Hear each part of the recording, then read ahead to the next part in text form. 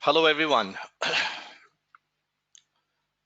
Welcome to ACCA Performance Management webinar, and I am your instructor Rizwan Mania.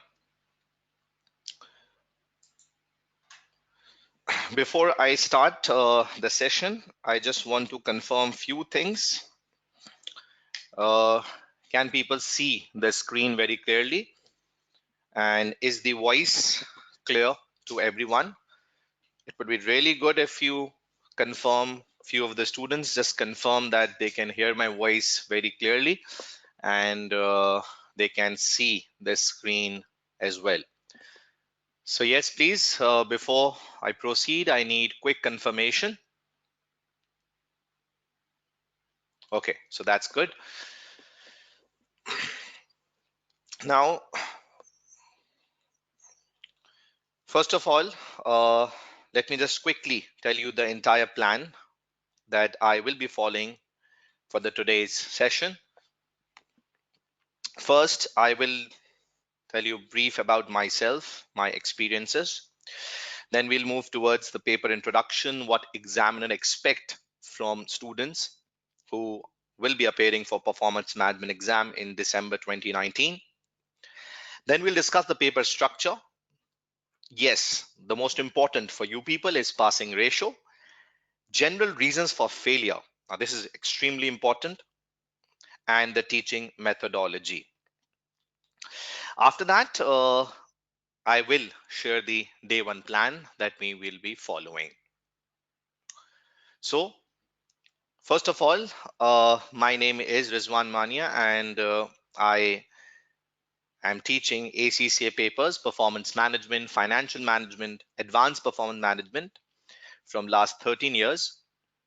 I have been part of the ACCA webinar team, and I have conducted 2 performance management webinars previously in September 2017 and June 2017. Also, I've conducted 6 advanced performance management webinars uh, using the same platform in the past.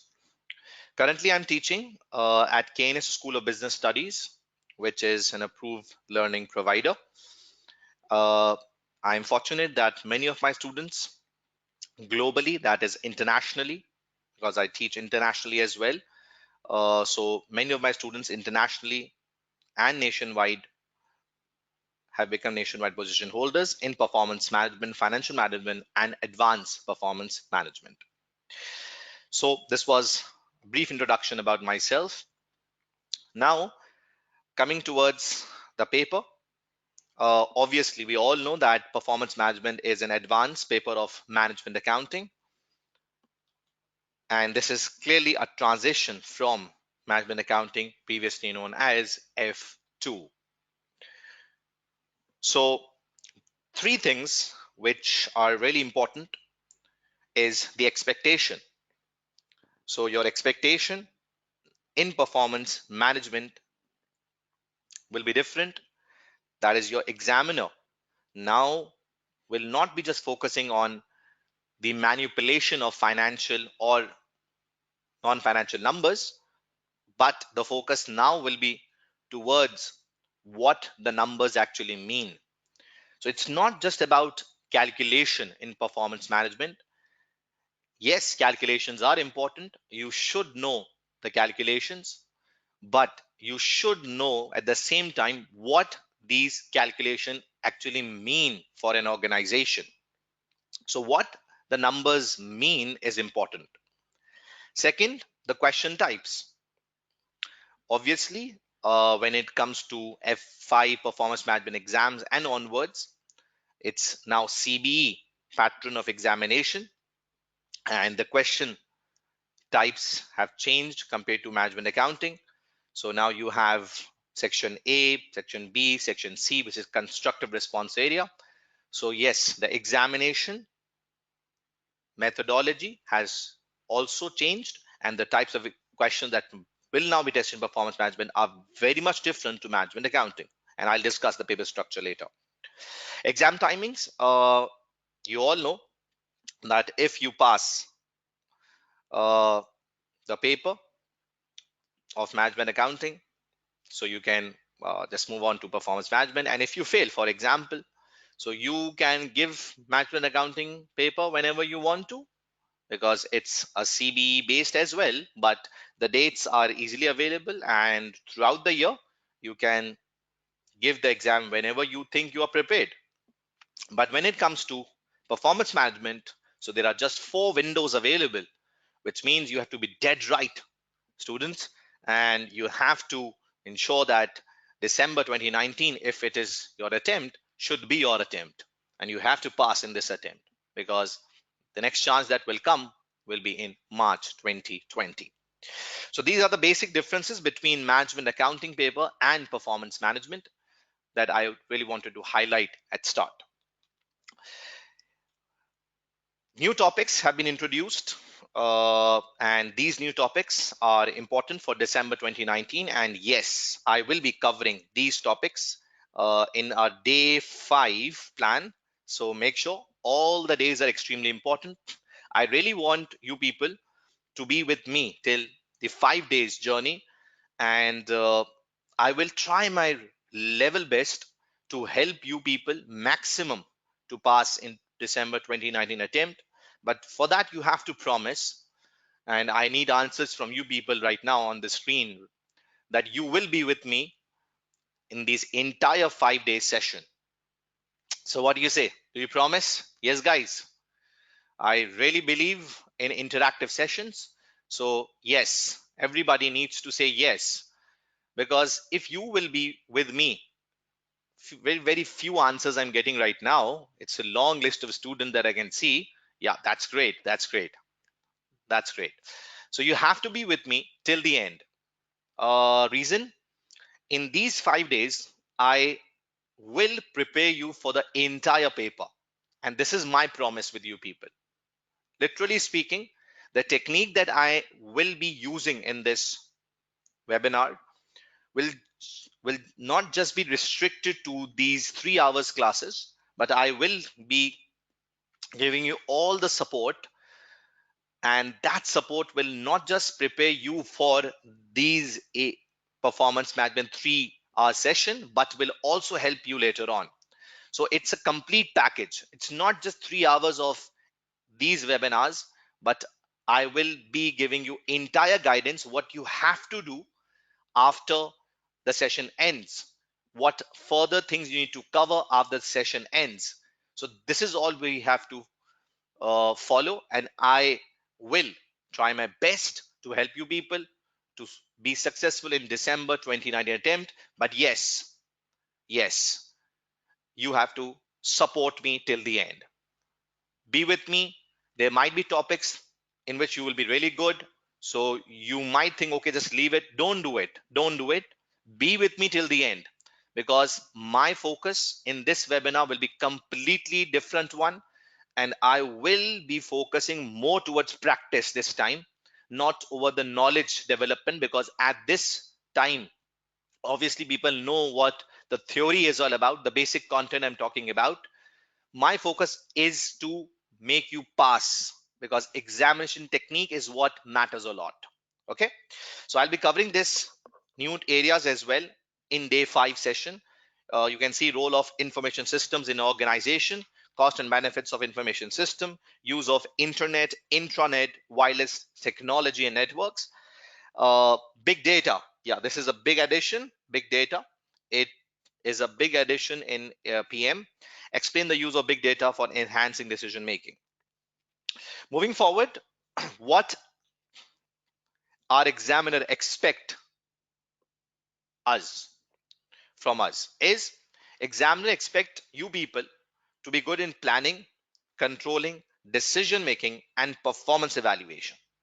So friends, these are the 4 skills that you need to ensure you should have if you really want to make an impact in December 2019 attempt.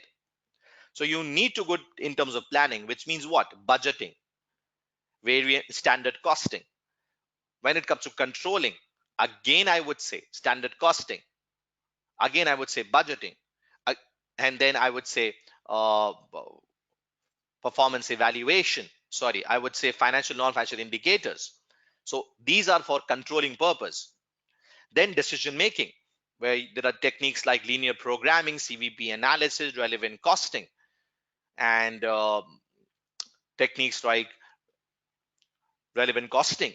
So these are the one that develops the skill that is actually required. Then performance evaluation. We'll judge the performance of the company, the departments, and that is the pure area of performance measurement that we will be covering. So these are the four things that your examiner expect you to be expert in. Moving forward, let's discuss the paper structure, and this time differently, that is section wise.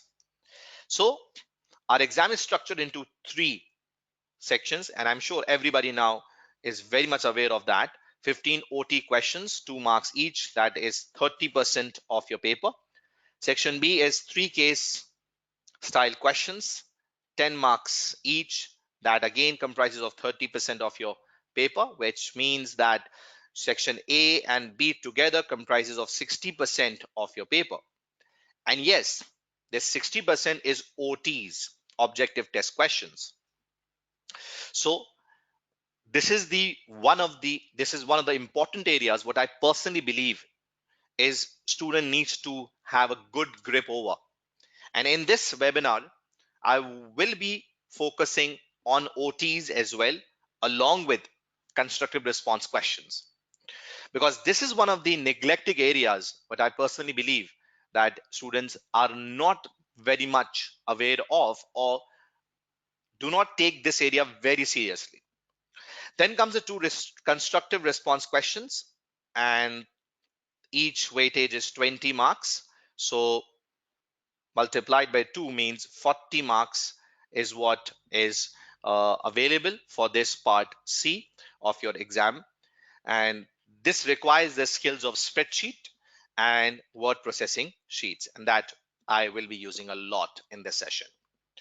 So our syllabus is divided into 4 sections. As you can see, advanced costing technique will be tested in section A, section B, but not in section C. So topics like activity-based costing, target costing, life cycle costing, throughput accounting, environmental management accounting will not be tested in section C. Then we have decision making, budgeting and control, and this also includes variances as well. It's not just budgets, it does include variances. And performance management measurement, one of the most important examination area. These all three will be tested for section A, B, and C. Now, the two 20-mark question will come from decision making, as I did mention here, budgeting and control or performance measurement. These questions may also include requirements related to information system area of the syllabus, which means the new area that has been introduced, as I just showed you in the previous slide. This is the area. So this area might also come in your 20-mark question, and definitely this will be for theory. So we need to be well aware that how to write theory relating to these new topics. So this new area will also may also become part of this 20-mark constructive response questions. So I hope this is also clear. Now, yes, last 5 attempts. September 2019 being the recent one is 41%.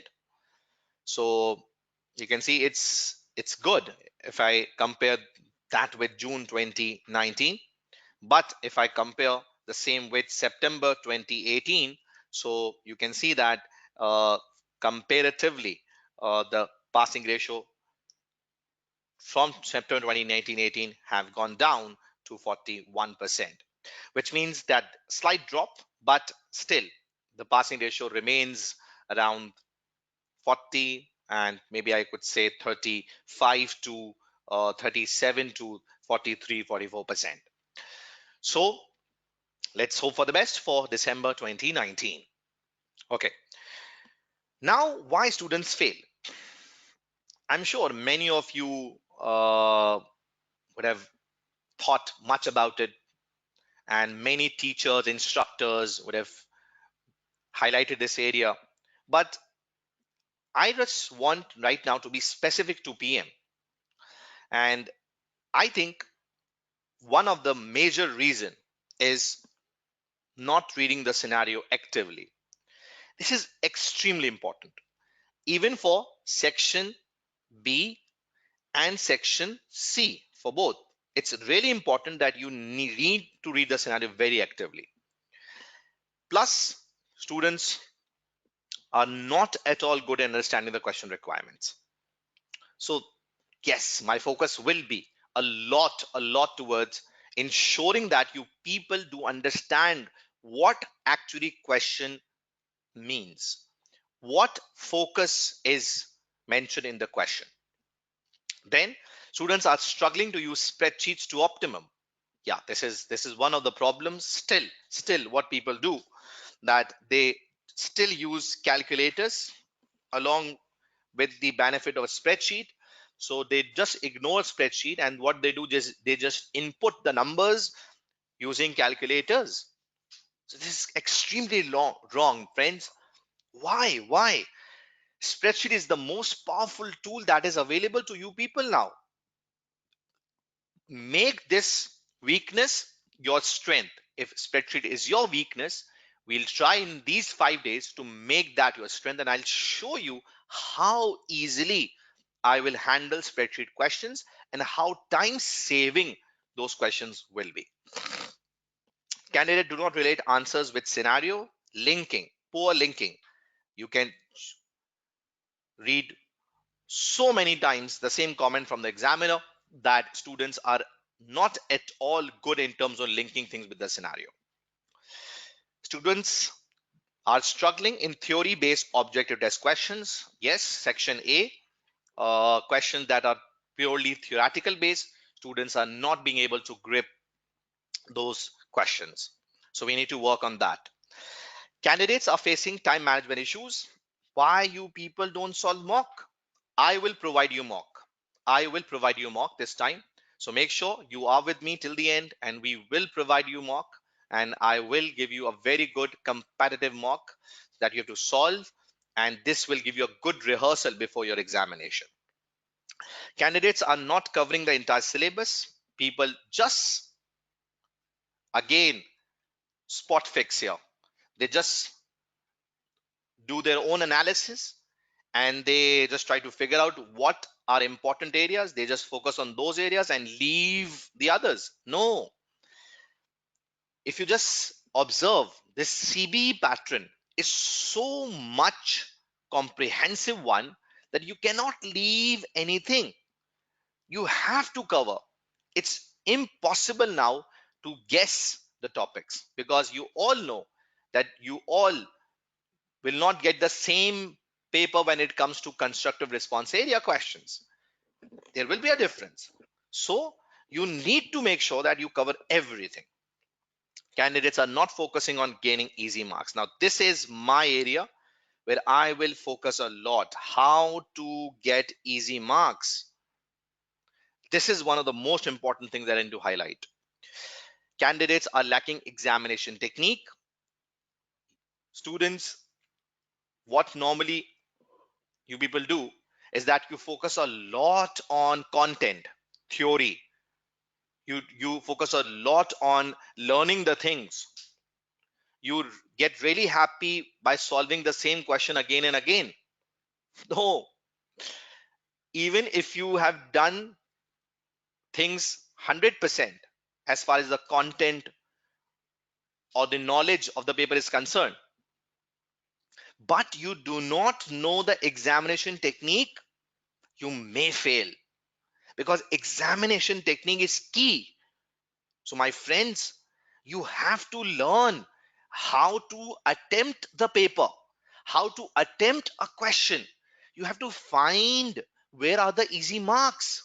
And I will tell you a lot through lot of questions that, okay, this is how you can get the easy marks. This is how you can get minimum marks at least. So this is the examination technique that I have to focus a lot on. So yes, the session is filled with so many things, and according to that, I have designed my teaching methodology for this session. The session will be 30% knowledge based, because obviously right now we are at 18th November, and obviously people at 18th November would have gone through all the content based area. So focus will be towards practice, practice, and practice. I will give you a quick recap of certain areas, or all the areas that I'm covering, and then I will switch towards the past paper question to just show you the application of that knowledge. All areas of the syllabus will be discussed with practice. Key areas. The session will equally focus on objective test and constructive response questions. The session will equally focus on calculation and theory. Yes, it's not just calculations every time. There will be significant focus on examination techniques and how to gain easy marks. Yeah, this is my area. I will focus a lot over the examination technique and how to get easy marks. I will discuss the marking scheme so that you get to know how your examiner or your marker thinks. I will discuss the marker's mindset. I will tell you how the marker give you marks, and what are the things that marker looks in an answer, and what are the things that marker does not likes. So we'll be discussing about the things that you have to do and things that you have to avoid. We'll use examiner reports and technical articles wherever it's needed. I will focus on objective test question bank, and I will solve those questions that will be similar to the exam environment, the way you will get the question in exam. So I will be using a platform of one of the institutions, and through that platform we will be practicing the objective test questions. Then constructive response questions will be solved using spreadsheets and word processing sheets, and I will show you entire way drafting methods. So I think after attending the 5 days performance management webinar, and if you are ready to follow the entire plan that I will communicate with you on a regular basis in these 5 days and later on, so I'm sure this will help you a big deal to pass in your December 2019 attempt. So before we proceed, again, let's say let's do a promise. Are you all ready, guys? Come on, say yes, we all are ready.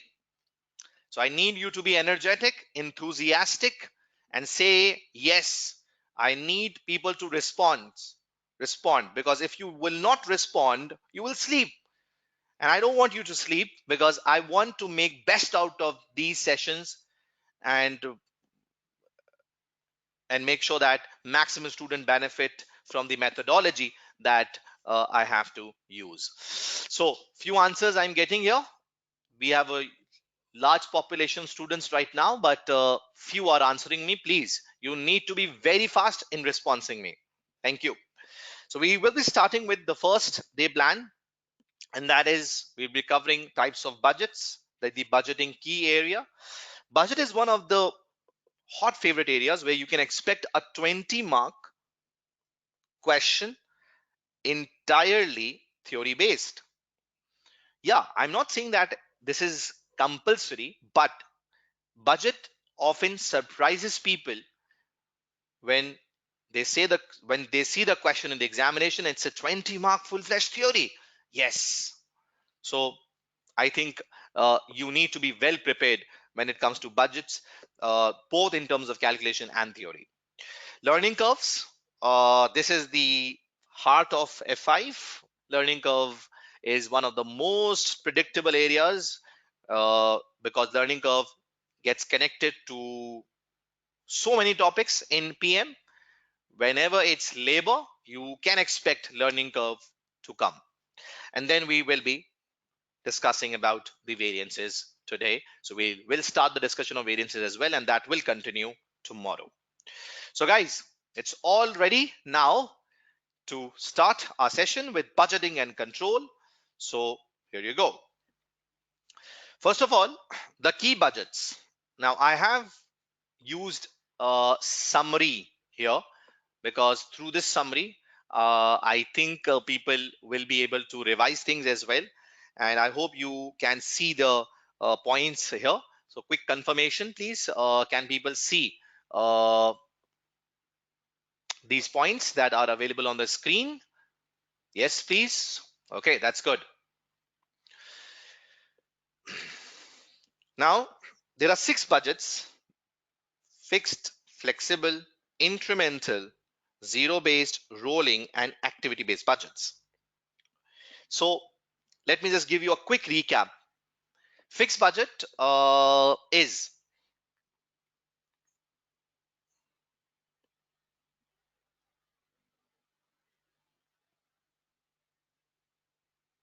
fixed budget is a budget that is prepared at a single activity level, which means once we have prepared the fixed budget, we will not change the fixed budget. And this is prepared at a single activity level, which means once made, you will not change the fixed budget. And fixed budget purpose is to set broad objectives for the organization, as this is a budget that sets the direction for the organization. So it does sets broad objectives for the organization. And yes, it is useful for controlling fixed cost, because when your actual results are revealed, so technically speaking, fixed cost is a cost that should not change, because fixed cost is a one that does not depends on the number of units, so it should not change. So if your actual fixed cost is different to what has been planned in the fixed budget, so there is some problem. Yeah, we need to look into the matter. We need to see, okay, now this is some problematic area. So yes, fixed budget is a one that is helpful for controlling fixed costs, that is not dependent upon number of units. The major drawback is it cannot be compared like with like, which means one cannot compare fixed budget with the actual results. So it's not actually possible to compare fixed with actual result, because fixed budget is based on certain units, and for example 100 units, and if actual units are, let's suppose, 120 units, so it's not possible to compare a 100-unit budget with 100 units based actual result, and that will not be a like with like comparison. So because of this issue, we do prepare flexible budgets, and flexible budgets are one that are prepared at number of different activity levels. So friends, flexible budget does covers the major problem of fixed budget, and that is, using flexible budget it is possible to compare like with like, which means we do prepare a flexible budget that is based on actual units. So if you make a flexible budget based on actual units, it gets really easy for us to compare that flexible budget with the actual results. So flexible budget is prepared based on number of different activity levels, and those activity levels does include actual units as well. It is possible to plan for alternative use of spare capacity if output falls short of budget. So this is the advantage. Yes, as I mentioned, that it is prepared at a number of different activity levels. So using flexible budget, we can prepare different types of budgets in order to plan for the spare capacity, in order to plan better in relation to future. Flexible budgets do become time consuming because there is a need to separate semi-variable cost. Semi-variable cost is a cost that includes the component of fixed as well as variable. So yes, in flexible budget, because we do use actual units, so actual units are the one that needs to be considered for variable cost, because variable cost is a cost that varies with the level of output. So for variable cost, we need actual units. So we need to separate variable cost here. And once we separate, so that then only we can apply that variable cost to actual units. And that's why it's important to separate, so that this might be time consuming. Moving towards incremental budget is a one that starts from previous period budget and actual result. Incremental budget does assumes that the previous period information is appropriate. So it does assumes that the previous information is appropriate and we can rely on that previous information. So in incremental budget, there are just two things that need to be justified. And those two things are inflation and known changes. So the only justification that is required in an incremental budget is that incremental budget requires justification of inflation and known change. Now, what is inflation? Yes, the future inflation. And what is unknown change? It's very simple. What new changes the company is actually planning to bring in the organization are known as known changes. For example, if you want to fire a few staff members, so that is a deliberate action that you want to take. Or if you need to hire new people, so that is also a deliberate action that you need to take. So inflation and known change is extremely important. So the only justification is required is about inflation and known change, and it assumes that the previous period actual result is all okay and there is no justification required, because it does starts from previous period budgeted figures or actual results, and in that actual only we need to incorporate increment, that is inflation and known change. Okay, uh, let me quickly answer one question. Majid Ali Khan, your question is, sir, what's the difference between flexed and flexible budget? It's very simple. Flexible budget is a broad word, and under this flexible budget comes flex budget. That is when you prepare a flexible budget based on actual units, Majid. When you prepare a flexible budget based on actual units, so that is known as flexed budget as well. So you even call that as a flexed budget when you prepare uh, a budget based on actual units. But if you are preparing units that are not actual units, and for example some other units, in order to understand better about the future, so that is just known as flexible budget. So flexible budget is prepared at number of different activity levels, that does includes actual activity as well. And if it is prepared on the basis of actual activity, Majid, so that is known as flexed budget. I hope your question has been answered in the right way. Coming back to the internal budget drawbacks. Okay, because we assume that the previous actual information is appropriate, so this is just an assumption, because definitely previous period problems will not be highlighted. Uneconomic activities that were conducted in the past will not be highlighted, because there were no justification was required. Nobody asked about the previous actual data. Nobody asked about the previous cost of staff members. And it was just an assumption, okay, if this cost has been incurred in the previous year, so we'll assume this will also continue in the next period. And we will not ask anything relating to that particular actual result. So I hope, friends, you are getting my point. Are you with me, everyone? Say yes.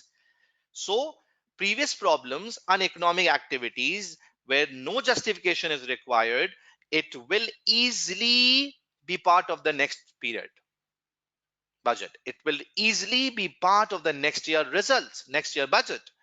Even though those are uneconomic ones, those are any abnormal losses, but yes, all those abnormal losses, inefficiencies will be part of the next year budget. So that's why we say that incremental budget is a one that results in wasteful spending as well. Uh, Obviously, because things which are not required will be a one that one needs to incur in order to ensure that budget remains intact. So incremental budget results in inefficient form of budget because it encourages wasteful spending, and all the previous problems that were part of the previous year will easily be forward into the current year. So incremental budget flaws are in front of you, but still we do use incremental budget, especially in stable conditions. So you need to remember that suitability of incremental budget is whenever there is stable condition, we do use incremental budget, because in stable condition, obviously we assume that uh, things will not change. If I compare the previous year with the new year that is coming ahead for which we are making the budget. So if conditions are stable, that is if we can rely on the past for the future, so we can use incremental budget in that case. But if there are so many uncertainties when you compare actual with the future year, that is the coming period, then you cannot use incremental budget. So I hope this is clear. Okay, Ahmed, we have one more question. Flexible budget make after or before actual financial year? Ahmed, if we are making flexible budget at the stage of planning, okay, at the stage of planning, which means before the actual financial year, so that is also possible, and that is known as planning flexible budgets. Okay, and if you are making a budget after the actual financial year, so that is also known as flexible budget, because but the purpose of that flexible budget, Ahmed, is to compare with actual result. So if you are making after the actual financial year, so that is known as flexed budget, because you are making that flexible budget based on actual units. Okay, so I hope this is clear, Ahmed. Okay, so I can see one more question, and I just want to discuss right now. Can we handle these problems with known changes in incremental budget? Mohammed Suban right now asked me this question. Yes, actually, what we'll be doing, I have conducted previous webinars as well. So I will be sharing you today previous webinar links, exact links where you can find certain questions that I've done in the past, because I don't want to repeat all the questions that I've done in the past, because those are already available on the ACCA platform. So I would be giving you the reference of that. And this is the plan that I was talking about initially, that after every session, I'll be sharing certain questions that I want you people to check from the previous webinars as well, so that your entire question bank gets more extended and you get lot of variety based different questions. Okay, so incremental budget, I have covered this quickly. What incremental budget is? Zero based budget is the next budget uh, that is a one that starts from a base of zero. Now if you see, incremental starts from previous year actual result, but zero based budget says no, you need to start the budget from the base of zero, and it assumes that uh, budgeting activity is being undertaken for the first time. Even for example, you are preparing a budget for a canteen, and you are running a canteen since last 15 years, for example, but zero based budget says no, no, no, no. It says that it assumes that canteen is being undertaken for the first time, so it ignores the previous years. It does not rely on previous year results of canteen, and it is a budget that starts the activity from the scratch, and it says that let's make a budget for this year from scratch with no reference taken from the past. So zero based budget is almost opposite to incremental budget, as it starts from a base of zero.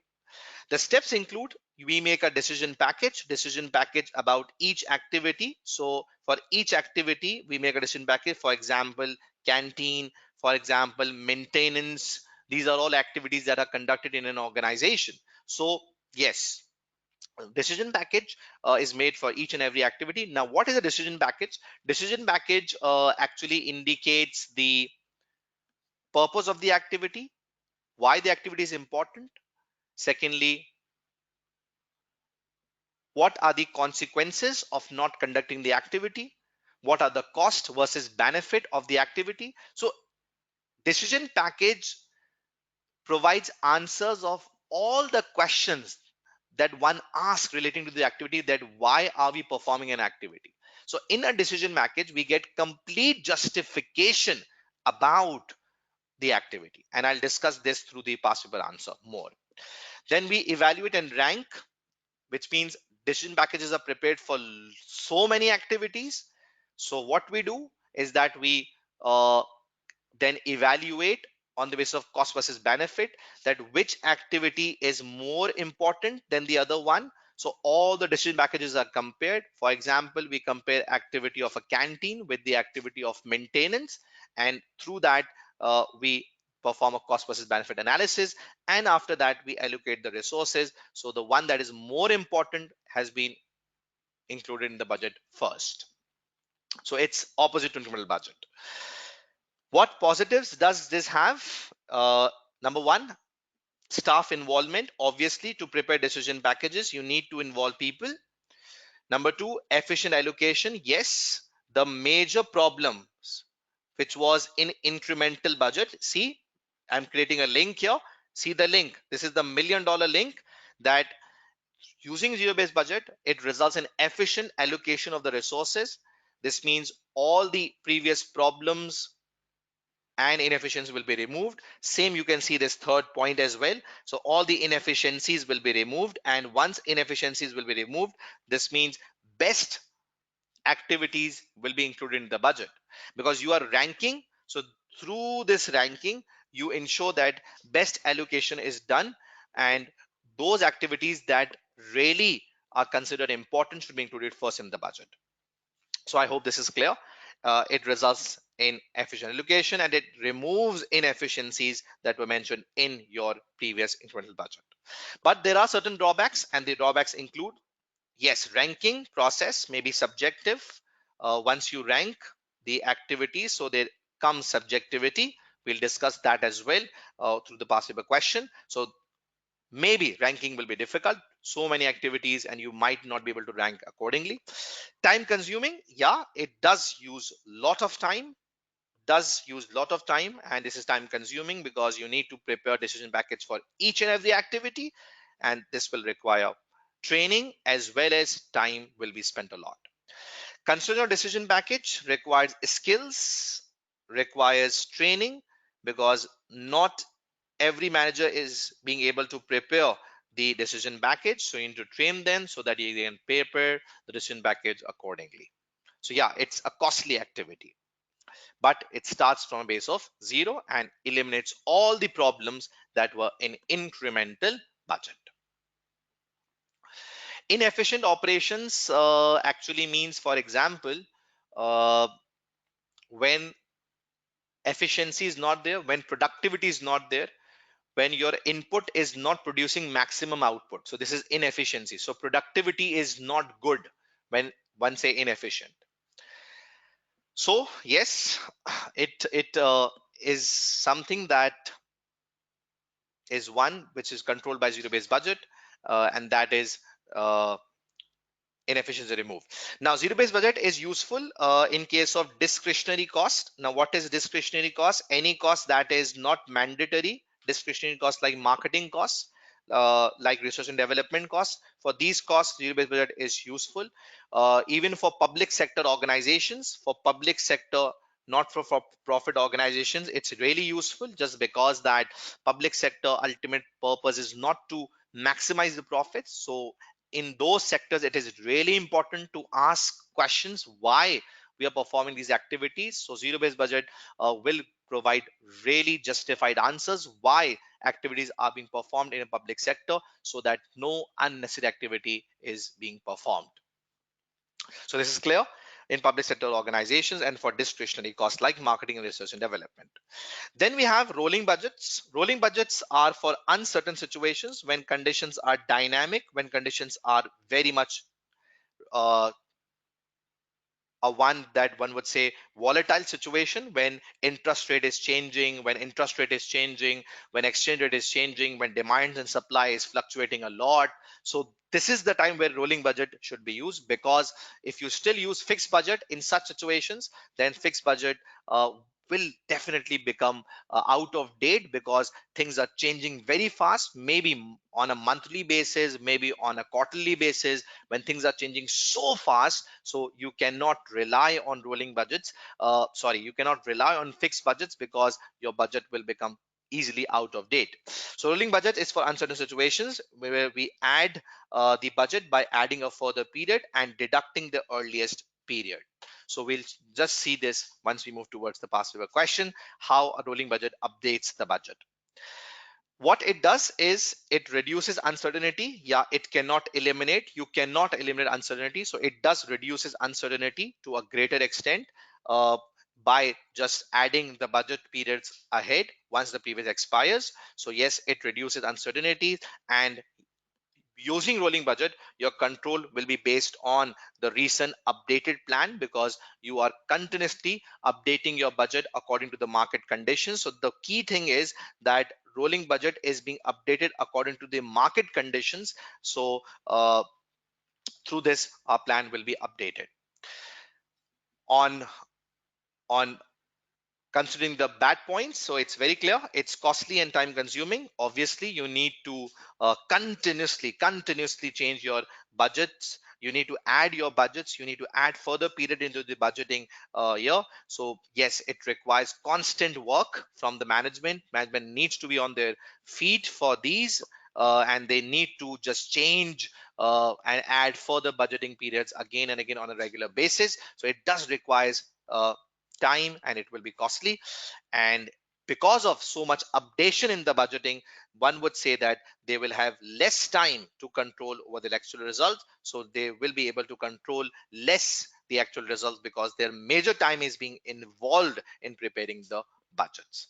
So rolling budgets is for uncertain situation where we just roll forward the budget and we incorporate the market conditions into our budgeting, so that we make our budget up to date, and it is very much better compared to fixed budget that is a static budget. And in dynamic environment, your fixed budget will not be that much useful.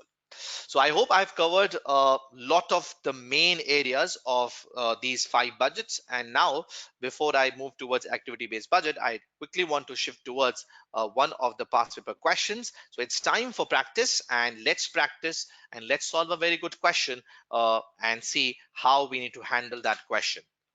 So I'm moving towards the question.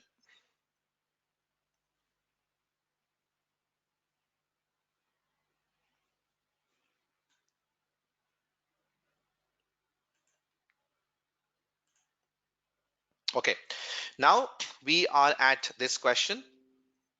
Static company, which is December 2016 attempt question, and I'll be solving this question in front of you. This is basically constructive response area, where you are provided with a spreadsheet in your examination. So we'll solve this entire question along with its theory, and I will be discussing this question in very detailed way. So let's start with the reading of the question. You can see it says that Static Company is a multinational consumer goods company. Traditionally, the company has used a fixed annual budgeting process. Now, this is important. It has used fixed annual budgeting process in which it sets quarterly sales revenue targets for each of its products. And okay, for its products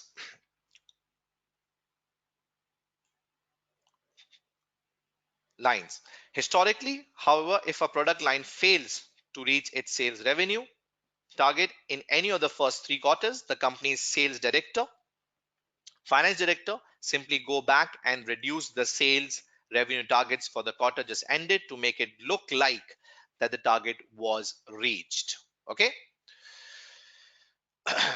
They then increase the target for the final quarter to include any shortfall in sales for earlier quarters. Now, this is strange if you just observe that what they actually do is that once they have a fixed budget, okay, and they have quarterly targets, and once they are unable to fulfill the quarterly targets, so what they do, they just make changes in the final quarter, and they include all the shortfalls in the final quarter.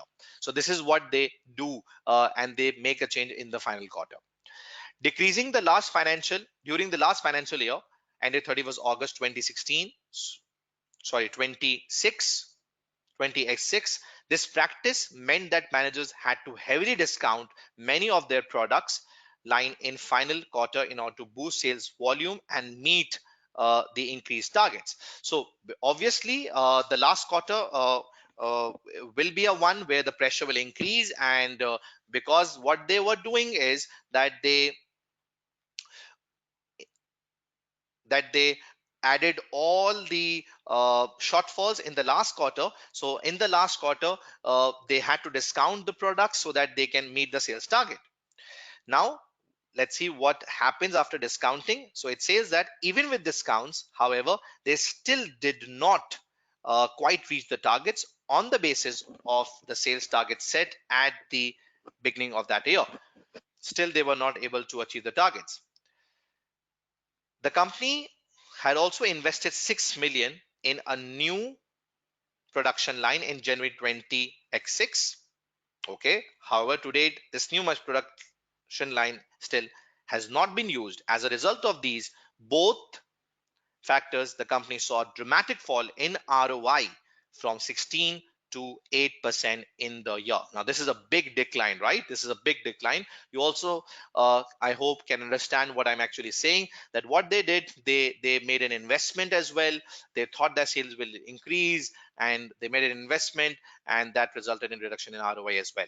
Considering the managing director, the finance director and the sales director have all been dismissed. Okay, now this was a manipulation, right? What they were doing is they were just adding all the deficits of the first three quarters into the last quarter, and that resulted in big manipulation, and the company ROI fell down, and all the three members were dismissed. Two key members of the accounts department are also on sick leave. Now this is a pathetic situation due to stress and are not expected to return for some weeks. The new MD, now he's a new MD who is inexperienced in this industry, which means in consumer goods industry he's not very rich in experience, has been appointed and is in the process of recruiting a new sales director and a new finance director. He said these mistakes could have been largely avoided if company had been using rolling budgets instead of manipulating fixed budgets. From now, we will be using rolling budgets, updating our budgets on a quarterly basis with immediate effect. So we can see the original budget here.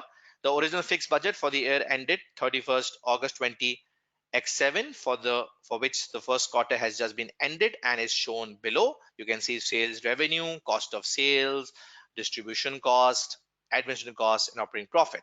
The budget was based on following assumptions. So let's see the assumptions. Sales volume would grow by a fixed compound percentage each quarter. So now listen guys, these are the assumptions on the basis of which the above budget is prepared. So do understand these assumptions, and these are key for the right answer.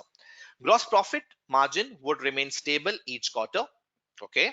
Distribution costs would remain a fixed percentage of revenue each quarter. Okay. Administrative costs would be fixed each quarter. That's fine. So based on these above assumptions, I hope you are understanding, everyone. Are you with me? Based on these above assumptions, the above budget has been prepared. So actual results for the first quarter have just been produced and are as follows. So these are the actual results, which means the first quarter has expired, and once the first quarter expire, so what we need to do guys, we need to add another period into it. Okay, we need to add another period into it. The new managing director believes that the difference between actual and the budgeted sales figure for quarter one is a result of incorrect forecasting of prices. However, he is confident that the four assumptions, now this is key. Everyone, are you with me? Hello, can you see the screen, right? Come on, reply me. Are you with me? So, however, he's confident that the four assumptions the fixed budget was based on were correct, and that the rolling budget should still be prepared using these assumptions. So, which means that the four assumptions on the basis of which the fixed budget has been prepared, these assumptions will remain same for preparing rolling budgets. So you will not change the assumptions. It says prepare a static company's rolling budget for the next quarter for 8 marks. So now let's start with the solution. This is on a spreadsheet and we are solving this part A using this spreadsheet. This is the same spreadsheet as will be available in your examination. So it's completely replication of that exam based spreadsheet. So you need to be familiar with, and I'm sure this will help you. So you can see here that this is the spreadsheet. We need to make budgets. So I'm just writing the actual results just for our good understanding. This is revenue, this is cost of sales, we have gross profit here, we have distribution cost here, and we have administration cost here as well. Then we have operating profit. Okay, so actual results I'm just writing for good understanding, and the numbers are 14096. Everyone, you need to be with me. 14096. Just wait. Okay, second we have, I'm writing this in negative, 8740. The gross profit is 5356 minus 705. Then we have minus 2020, and then we have 2631. So these are the actual numbers that were given. Now, as the first period had expired, yeah, you have to write this in the spreadsheet. So as the first period has been expired, so we'll be preparing budget for quarters. Come on, guys, I need quick answers from you people. Can you tell me if we are using rolling budgets, so we need to prepare budgets for which quarters? Can you tell me the name of the quarters? Come on, guys, be fast. Can you tell me the name of the quarters? Come on, everyone. I'm waiting for your answers. Ahmed replied 2, 3, 4. Mehran said second. Come on. What else? Majid Ali says 2, 3, 4, 1. Everyone. I need to you all to participate here. Be with me. Need answers. There are 100 plus students right now. Come on, tell me. So we'll be preparing budgets for how many quarters? Yeah, I'm getting good answers. I'm getting wrong answers. I'm getting right answers. Muhammad Osama says 2, 3, 4, and 5. Umar Mubin 2, 3, 4, 1.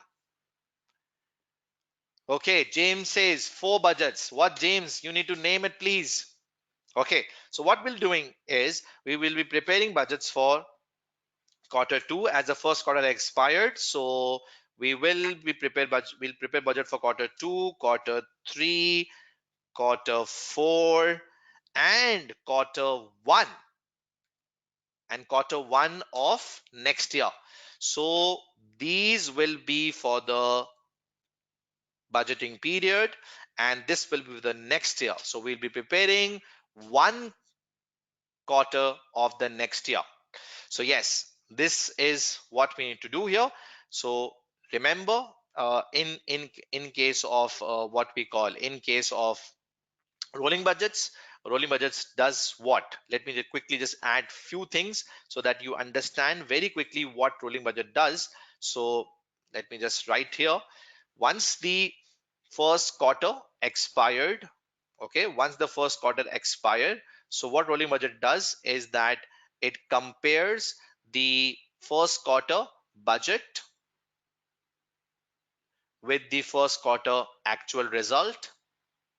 And once you compare, so after comparison you find variances. So all those are uncontrollable variances, all those are what you call uncontrollable variances, which means those which the management cannot do anything about, all those variances which are not under the control of the managers. There are certain factors which are beyond the company's control, like inflation levels, like demand and supply situation, like exchange rates. So all those uncontrollable variances, which are not under the responsibility of the company's managers, are then incorporated into the remaining quarters. So what they do, all those uncontrollable factors are incorporated into the remaining quarters. Now, because of this, your budget becomes up to date. Okay, because of this, your budget becomes up to date. So for uncontrollable factors, the budget is updated, and because of that updation, your other quarters becomes up to date according to market conditions. So for all uncontrollable factors, your budget is updated, that is the remaining quarters is updated, which means that once your first quarter has expired, the company has compared that with the actual results and have found certain things, and based on those, the company will then incorporate that into the remaining quarters. So you'll be making budgets for quarter 2, quarter 3, quarter 4, and quarter 1 of the next period. Okay, now, okay, Parvez, I think you need to pace up here. Now, what is important when making budgets? Come on, guys. Is the assumptions. So if you just look here, is the assumptions. Sales volume would grow by fixed compound percentage each quarter. When you're making the rolling budgets, you need to ensure that you have to follow the same budget assumptions. These four assumptions, as you can see here, needs to be followed. So it says that the sales will grow by a fixed compound percentage. Now, what this means, you need to work out a percentage, a growth percentage using the 2 quarters given in the budget, and whatever growth rate comes here will be the growth rate that you will be applying on the remaining quarters. So let's find out the fixed compound percentage, and let's make this working area, and you can do this in your examination as well. So let's find out the percentage sales growth, and that will be done very easily using the formula. So the numbers that I'm using are from the fixed budget numbers. For example, 13,694 is the quarter 2 figure, and 13,425 is the quarter 1 figure. Let me just open the brackets here, and then let me just close the bracket, and then divide with the previous figure of 13,425. So you can see here, we can work out the growth percentage, and you can see the numbers. I've used the numbers of the budget, and this answer is how much? 2%. So I'm getting the answer here, and the answer will be 2%. Okay, so this is the 2% answer of sales growth, and as it was required in the question that we have to follow the four assumptions that are available in the fixed budget, so we have to follow the guideline, and let's apply a 2% growth on which figure. Now the question comes, which figure? So there are two things, the budgeted quarter 1 figure or the actual quarter 1 figure. Now, I need replies from you people quickly. Can you tell me on which figure we need to apply? Obviously, on actual, just because rolling budget considers the market situation. It considers the market position. As I mentioned, it compares the first quarter results with first quarter budget, and then see what the market changes is, and according to that it will update that. So yes, actual reflects the market conditions, actual result best reflects the market conditions. So yes, it will be applied on this. So I'll multiply this with 1.02. You can see the workings that I'm doing here, and Once I have done that, so this is the figure that I'm getting here. And now, guys, this is the best part. Now, you don't have to do anything else.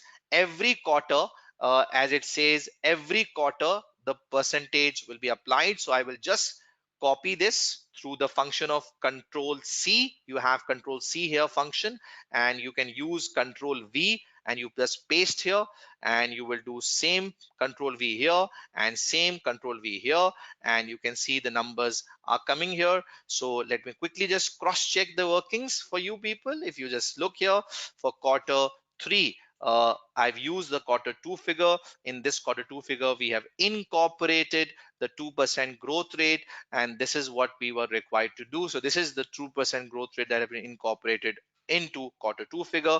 And if I just show you the working for quarter 4, so you can see for quarter 4 we have used the quarter 3 figure, and we've incorporated 2% in that as well.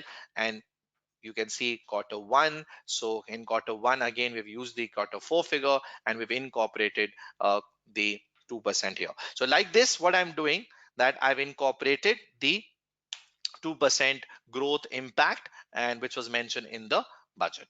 So I hope this is clear to all of you. What actually are we required to do here? Now, second, it says, second assumption, gross profit margin would remain stable each quarter. Gross profit margin would remain stable each quarter. So whatever the gross profit margin is, it will remain stable. So try to understand the assumption, because people do not understand what is actually being mentioned here. It says that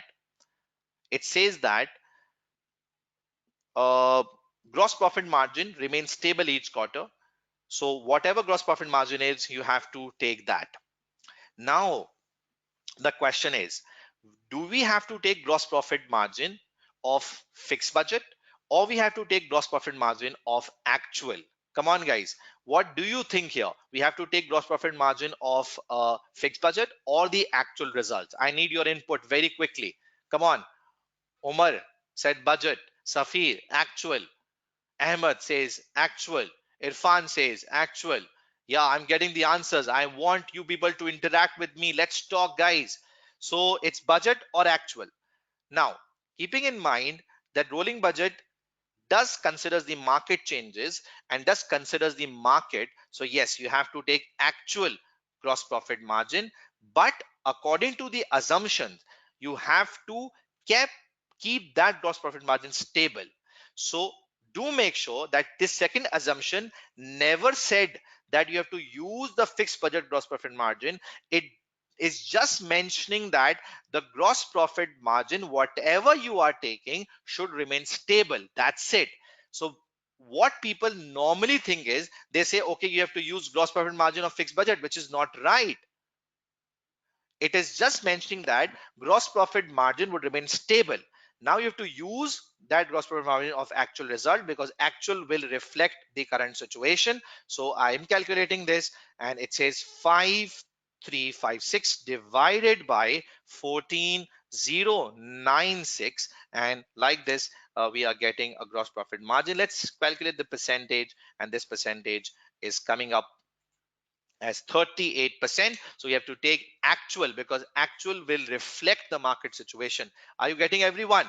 So we have to use this 38%, and according to this second assumption, now listen everyone, now I am applying this second assumption, which says gross profit margin would remain stable each quarter. So I will make this 38% stable each quarter. I will ensure that 38% remains stable each quarter. Okay, so now, to make this stable, let's quickly apply a formula. Sales revenue multiplied by 0.38, this is 38%, 0.38, and I will make this a stable. So I've multiplied this, and now I'm getting this gross profit margin, and I will use this Control C function and will paste here using Control V. I'm mentioning the keys of your keyboard as well. Okay, I'm mentioning the key of your keyboard as well. So once I'm use Control V here, so paste function has been applied, and I am using these numbers of gross profit margin. So these are the gross profit margin. You can quickly cross check 38%, 38%, and this was required in the budget assumption that we have to keep these stable. So this is stable. I hope this is clear. Moving forward, what is next required? I can work out the cost of sales now by using a simple formula. Say revenue I have, gross profit also I have. So from this revenue, if I deduct gross profit, I will get cost of sales. So I can easily work out cost of sales here. And this is cost of sales that I'm getting. So this is the figure of cost of sales. And I want to show this in negative. So I will get this cost of sales as well. So this is cost of sales, and I can apply the same formula, control C and use control V. I'll get cost of sales here. So these are the cost of sales that you can see here. I hope this is clear. Don't worry about these numbers. I'll fix the numbers. I'll fix the rounding off as well. Don't worry. We'll do a magic at the end. Now, third assumption is distribution cost would remain a fixed percentage of revenue each quarter. Distribution cost would remain a fixed percentage of revenue each quarter. So let's see distribution cost. Now, which distribution cost do we have to use? Again, we can use actual here because actual reflects the market condition. So I will be working out the actual distribution cost, and that will be I can see the number 705 divided by 14096 actual numbers, and this is the distribution cost. Let's see how much percent are we getting the here. That is 5%. So I have to ensure 5% distribution cost, and I have to show this in negative as well. So what I am doing here is that I will use the sales figure and will multiply this with 0.05 because this is 5%, and it did mention that I have to use the same assumption. So I'm using the same budget assumption of 5%. I'll use control C function, will use control V function, and I will get all the negative distribution cost here. So these are the distribution costs that I'm getting. A quick check, 5%, a quick check, sales 5%, a quick check, sales 5%. Now administration cost, obviously we will be using that administration cost which is fixed each quarter, and that will be for actual again. So we'll be using the actual administration cost figure, and I just need to give a reference and will copy paste the entire figure. So administration cost will be used, that will be of actual numbers, and I'll apply a formula of sum here in order to find out the final answers. So I have worked out the gross profit. From this, I need to deduct the distribution cost. From that, I need to deduct the administration cost, and I'll be using the sum formula. And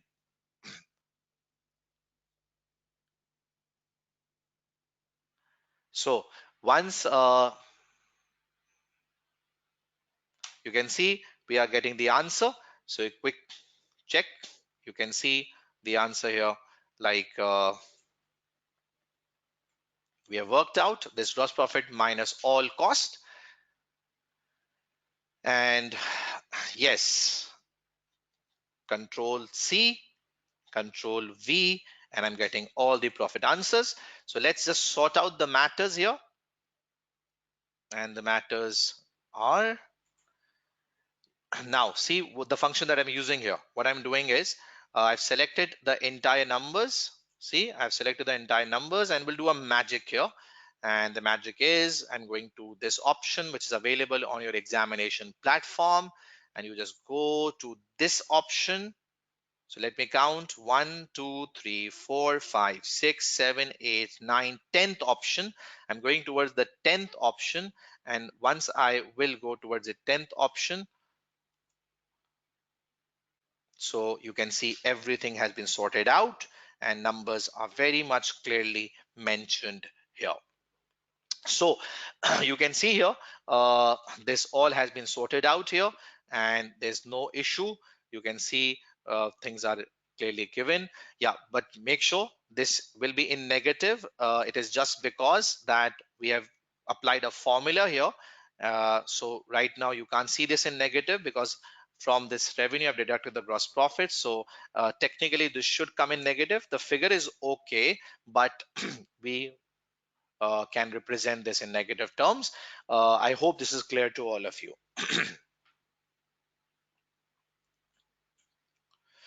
Okay, friends, understood the technique, the way I'm using the spreadsheet. Come on, give me your feedbacks.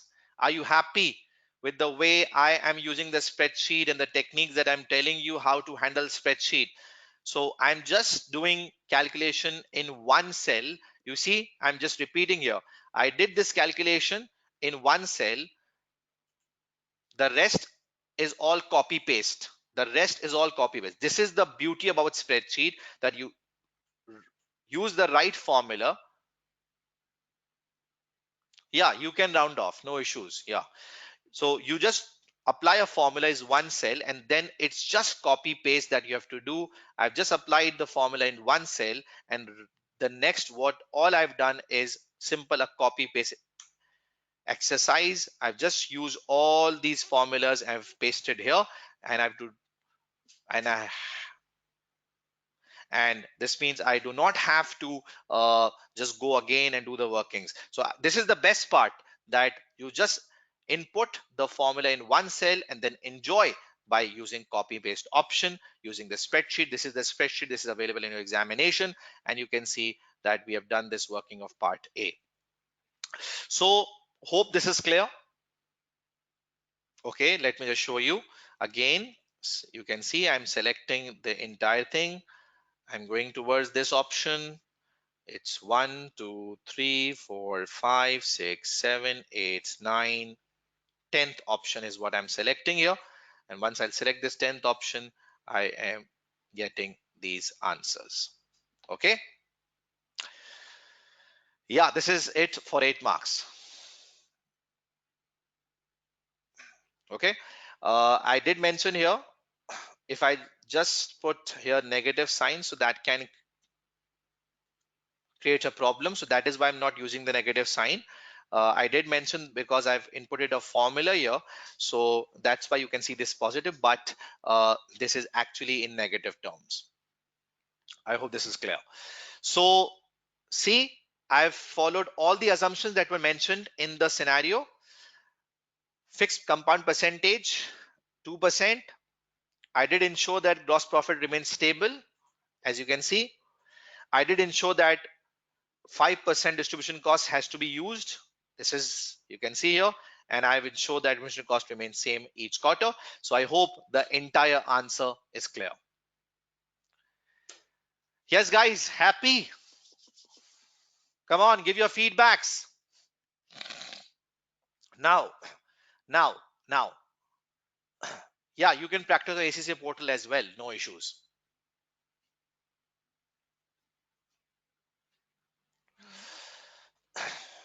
Yeah, it's suitable for changing environment.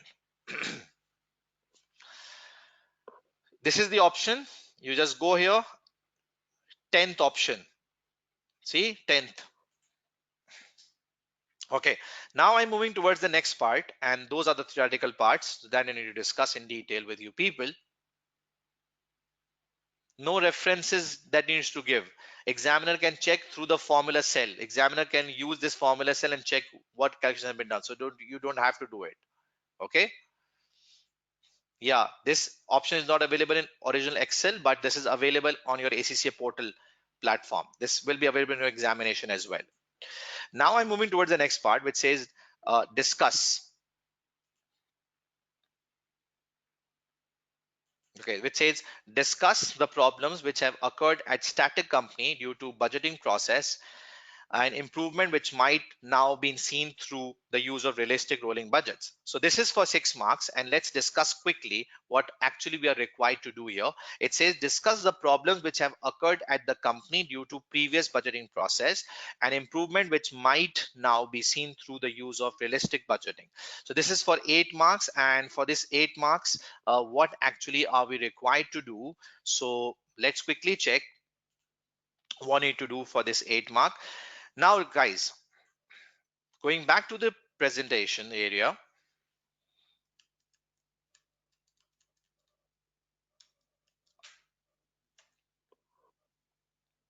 this is the question. Now, I'll tell you what we need to do when it comes to answering the question. Okay, no references is required. The examiner can check through your cell the calculations. Okay, it's good if you want to give, you can give the references, but examiner can check through the cells. Now, this is the second part, and what I am doing is I am just breaking the question into different parts. There are two things to learn. In every question, there is an examinable verb and there is also an examinable object. Okay, so there is an examinable verb and examinable object. So verbs are like discuss, illustrate, explain, briefly justify, compare.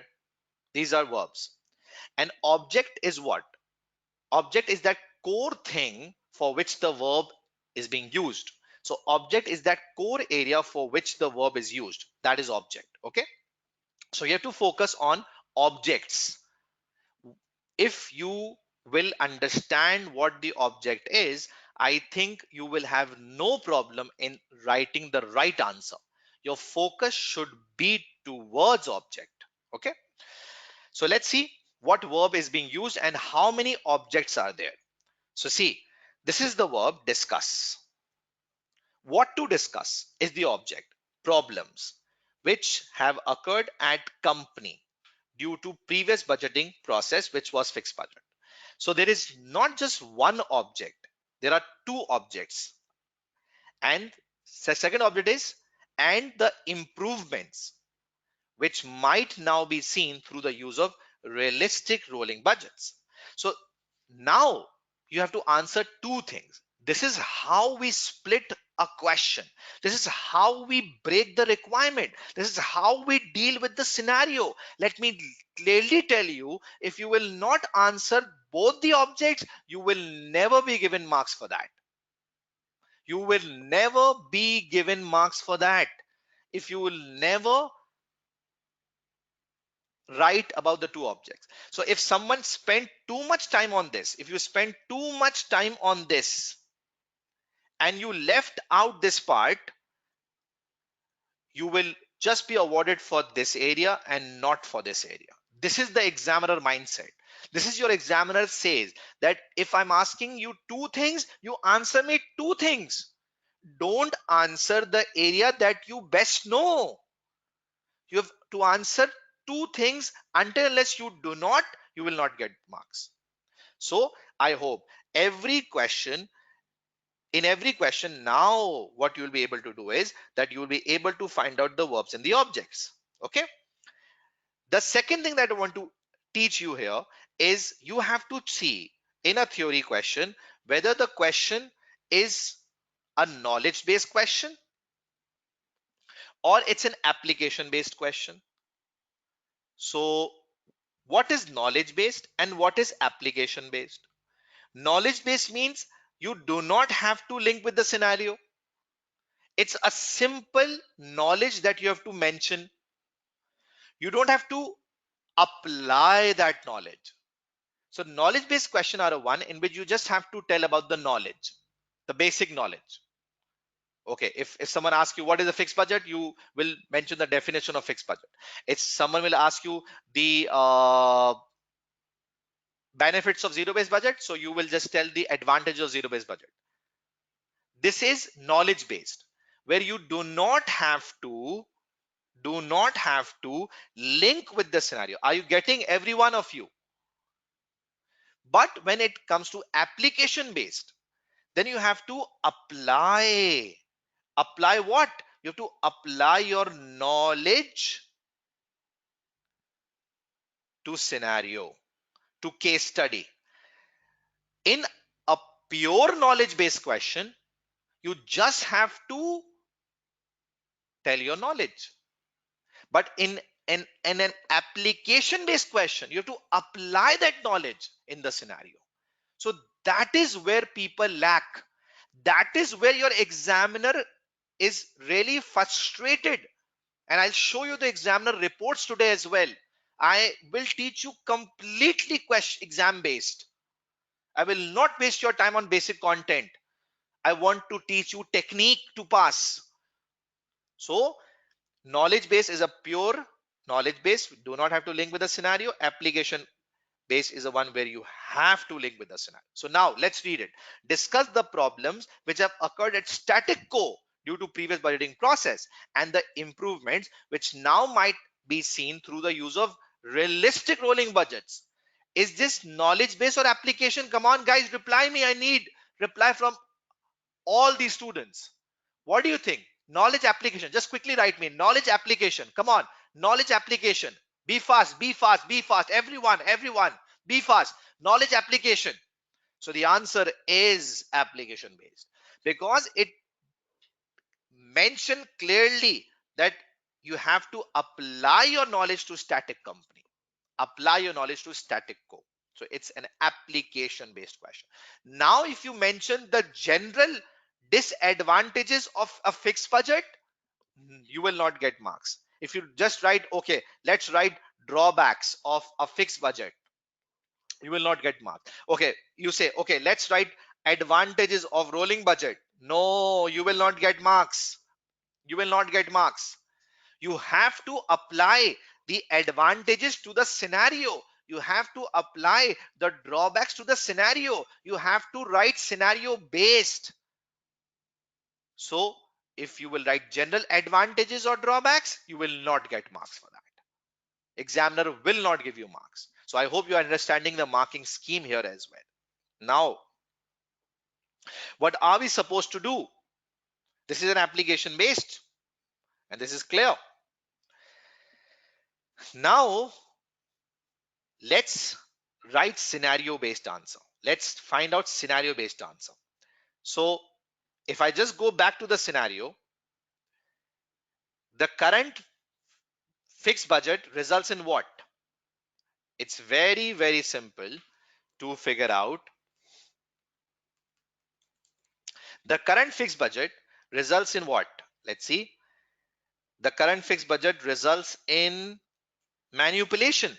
That is, you can see first paragraph. Can you see this cursor sign? First paragraph. They then increase the target for the final quarter to include any shortfall. This is manipulation. This is the problem that they are doing using fixed annual budgeting. This is the problem that they are doing using fixed annual budgeting. Are you getting my point? So this is what is the problem that is being done here. Manipulation. And due to this manipulation, what is happening? The budgets are becoming unrealistic. So this is the scenario based problem that you have to mention. Okay, so let's see what are we supposed to do here. Problems. Two things you have to answer. One, problems. Second, improvements. So what are the problems? Inaccurate sales forecast figure because your sales was not appropriate. So what they did, they purchased the investment. See, in the second paragraph, they made a huge investment and that investment resulted in a decrease in ROI. 6 million were invested because they thought, okay, sales will increase. And if sales will increase, so yes, we will get more revenue. So in second paragraph, it did mention about 6 million increase in sales. Sorry, it did mention about 6 million investment that they did. And this 6 million investment resulted in reduction in ROI. So this is a scenario based answer that you have to write. So inaccurate sales forecast led to invest in a production line which was not actually needed, even though they knew they were inaccurate.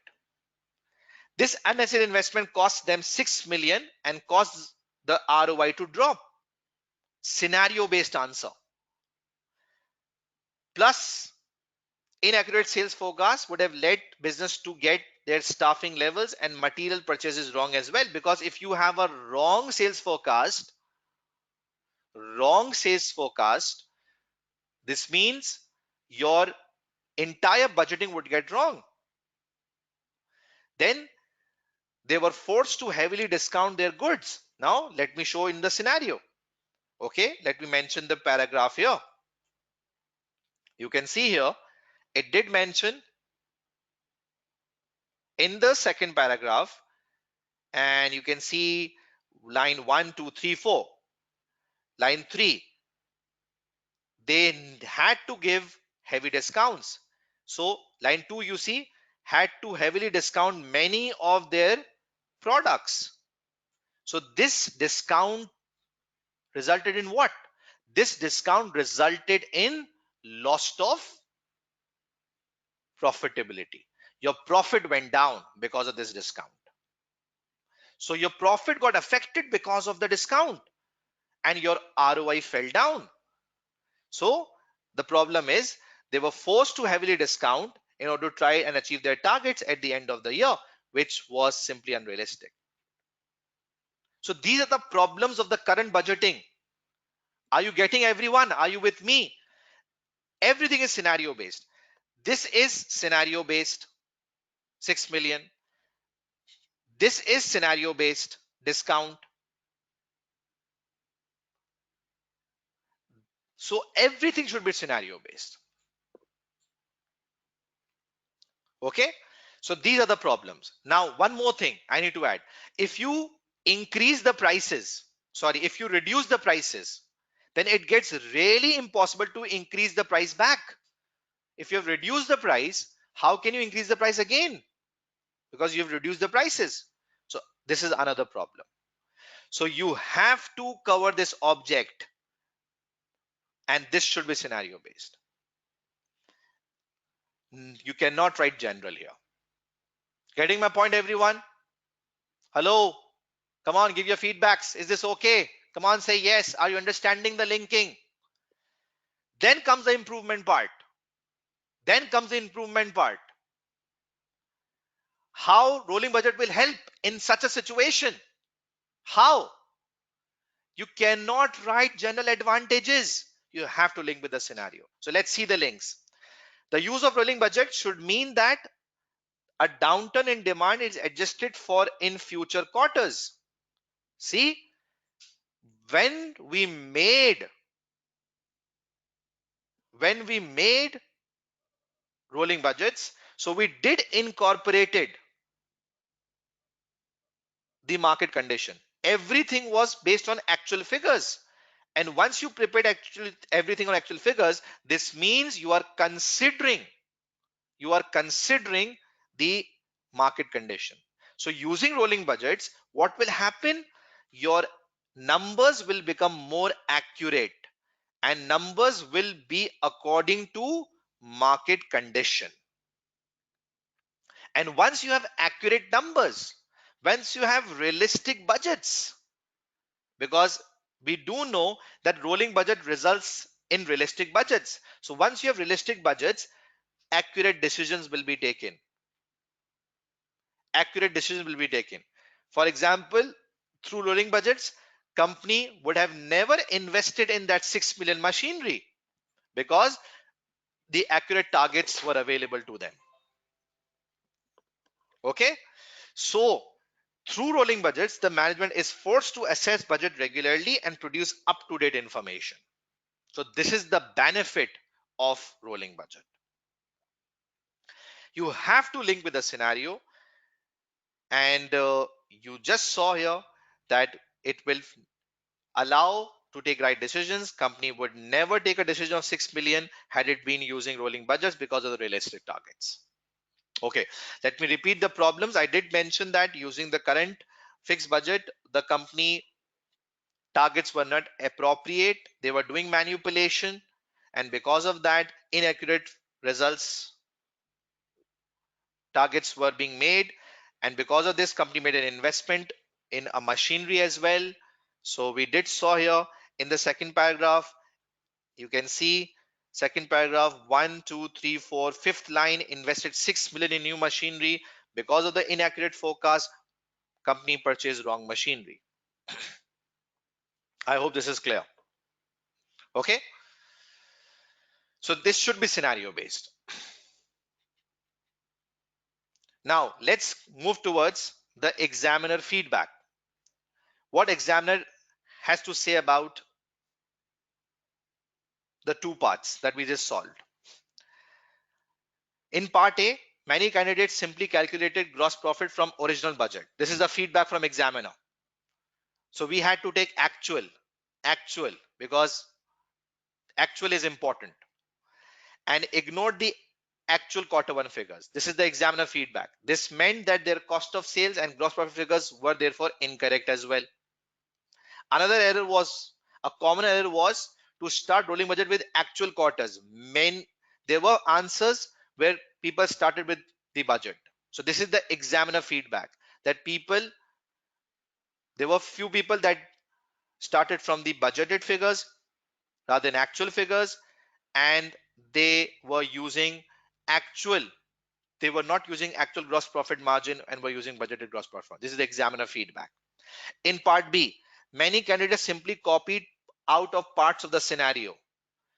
You can't just copy the problem. For example, you can't just write, let me just show you. You can't just write the problem like, for example, this one. See, uh, they first paragraph, second last line, they then increase the target from the final quarter to include any shortfall in the sales.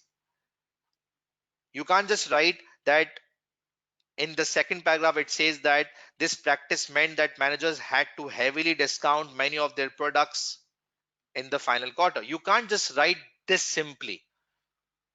You have to tell what will happen if the company offers discount. So you can't just copy paste the things.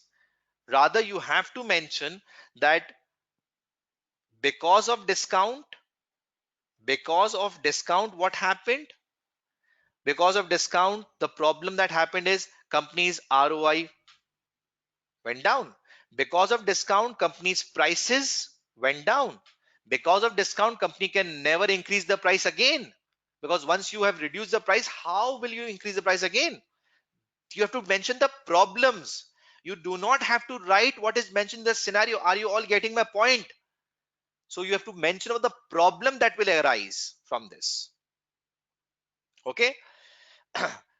So you can't just use scenario sentences. You have to tell what will result in if this happens. So I hope this is clear. Okay, everyone, are you with me? Understanding the way I am relinking with a scenario? Come on, give me your feedback.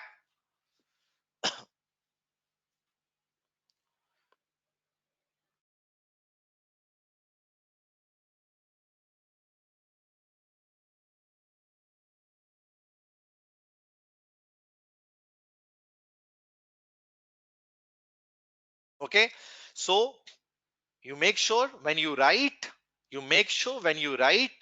you have to mention about the problems, not just the scenario wordings. Okay, now coming back to the next point, and that is the next requirement. So the next requirement was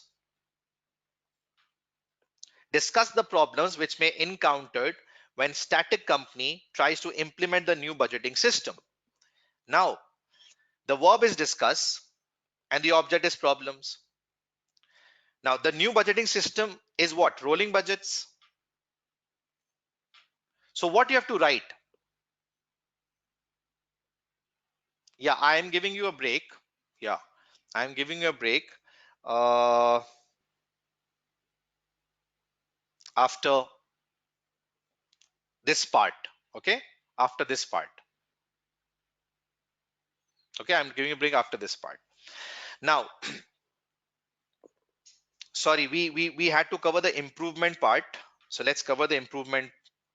Yeah, we did cover the improvement part. Okay, now, so this part, third one, discuss the problem which may be encountered when static company tries to implement the new budgeting system.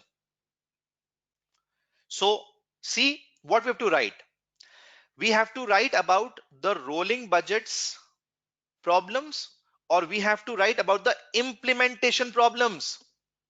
Students, you can't believe examiner said that people were writing about the rolling budget general problems. The biggest problem was that candidate didn't understand the requirement fully or simply answered the question that they wanted it to be. You can't write rolling budget problems. You have to write about what will be the problem in implementation. So if anyone is writing about the general rolling budget problems like general drawbacks of rolling budget, that person is doing wrong. You have to mention about the implementation issues. Implementation issues. That if we go for rolling budget, what implementation problems will we face? So if you are writing a general rolling budget drawback answer, it's wrong. You have to tell about implementation problems. If we go for rolling budget, what implementation issues the company will face? And it should be scenario based. It's an application based question. You have to mention about the genuine implementation problems, not the normal ones. Sorry, you have to mention about the scenario based implementation problems, not the general ones. Are you getting the point? So what problems the company will face if company moves towards rolling budgets? It's very simple. If you want to implement rolling budgets, you don't have see the third paragraph. See the third paragraph, first line. You don't have managing director. A newly managing director has been appointed. The previous one has been dismissed. So the previous managing director has been dismissed. There is no finance director. There is no sales director, which means lack of staff. And lack of staff means what?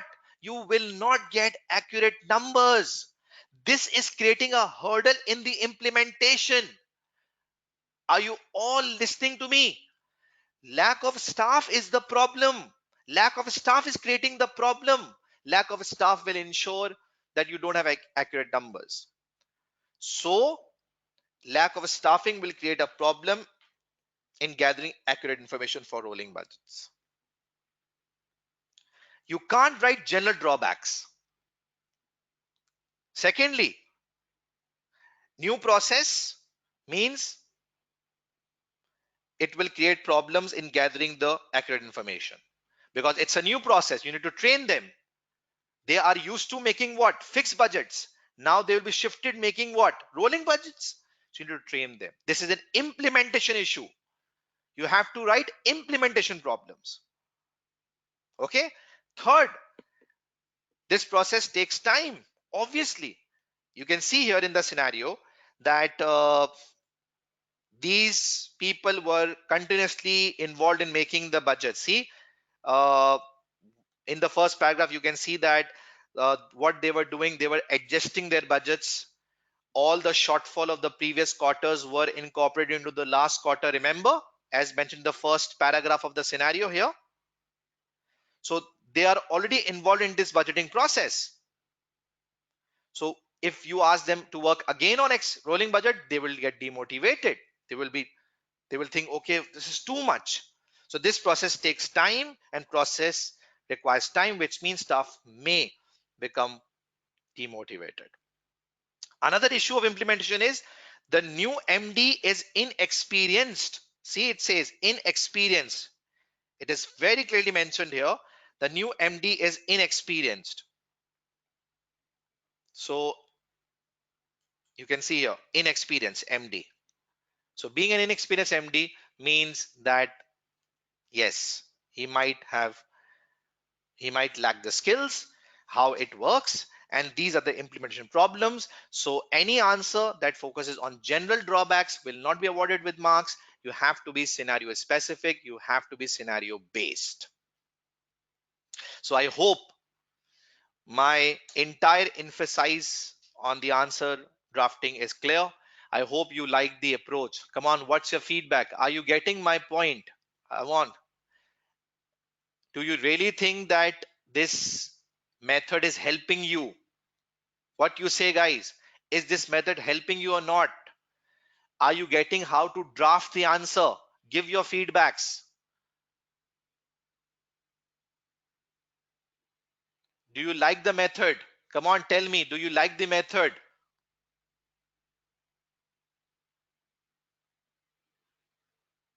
Okay, then I would recommend that these questions are already available with you.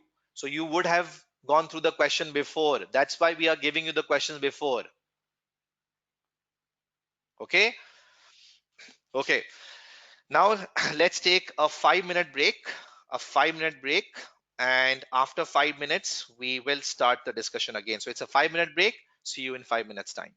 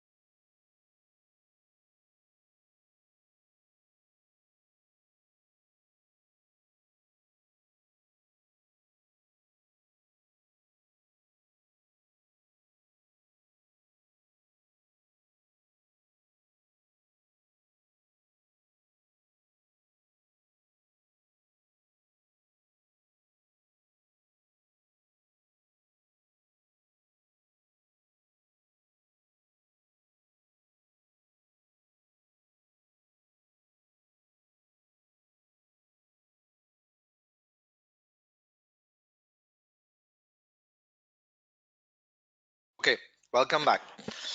Now I will be taking certain questions later on at the end of the session. So I will be giving you time for the question answer session.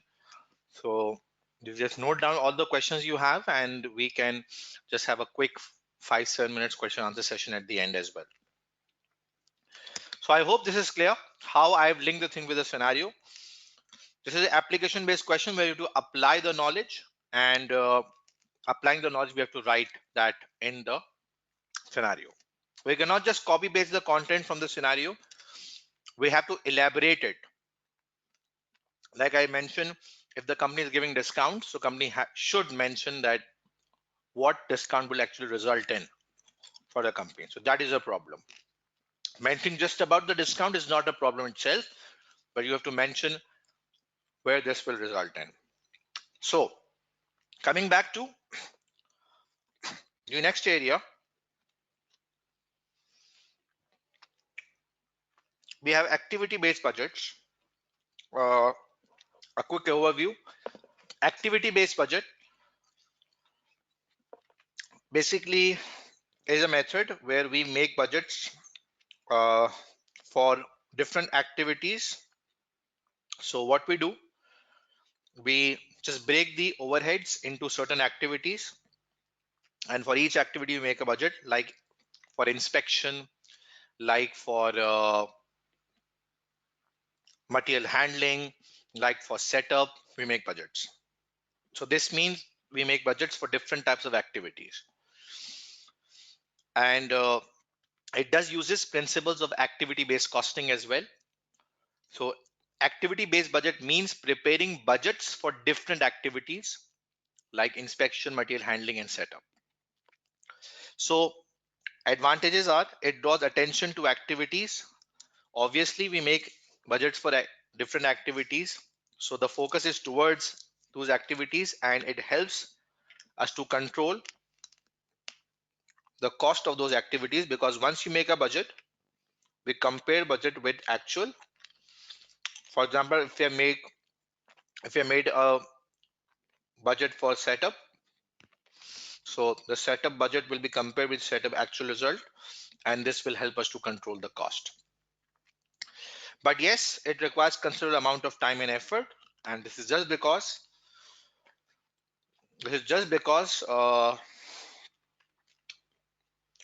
there are so many activities. So for all those activities, if we make budgets, it does require a lot of time, effort, and this is time consuming. Now, having covered this uh, section C question, where we dealt with the calculation as well as theory, let's move towards the next area, and that next area is of learning curve.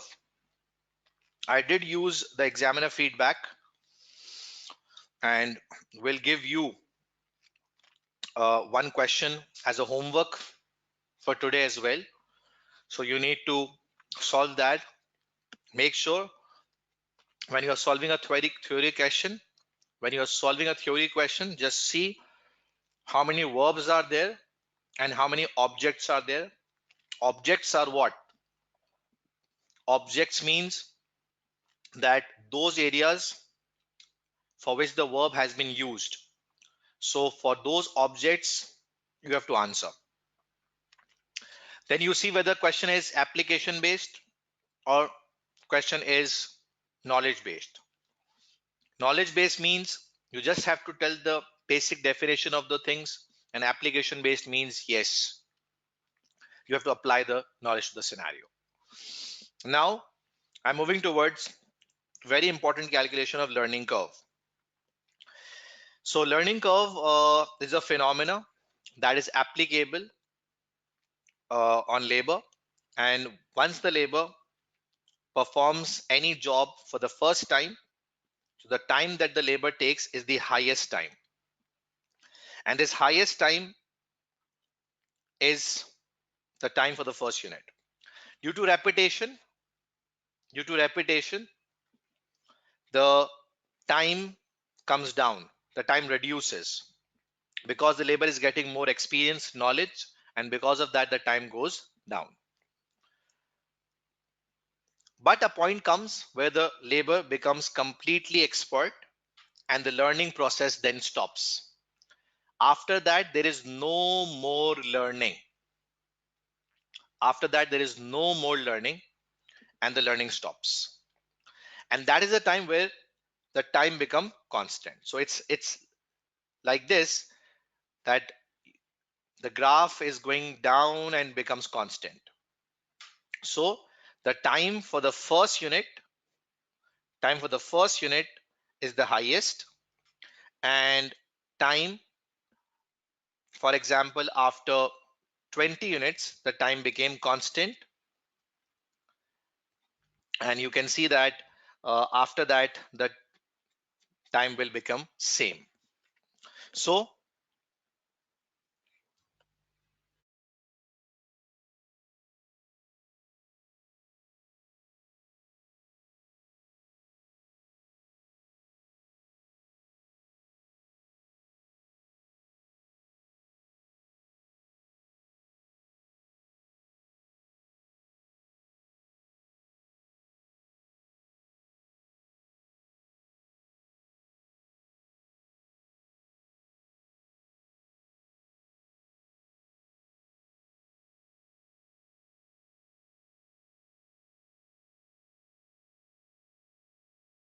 okay, guys, we are taking just a 2-minute break in order to fix the audio issue. Okay.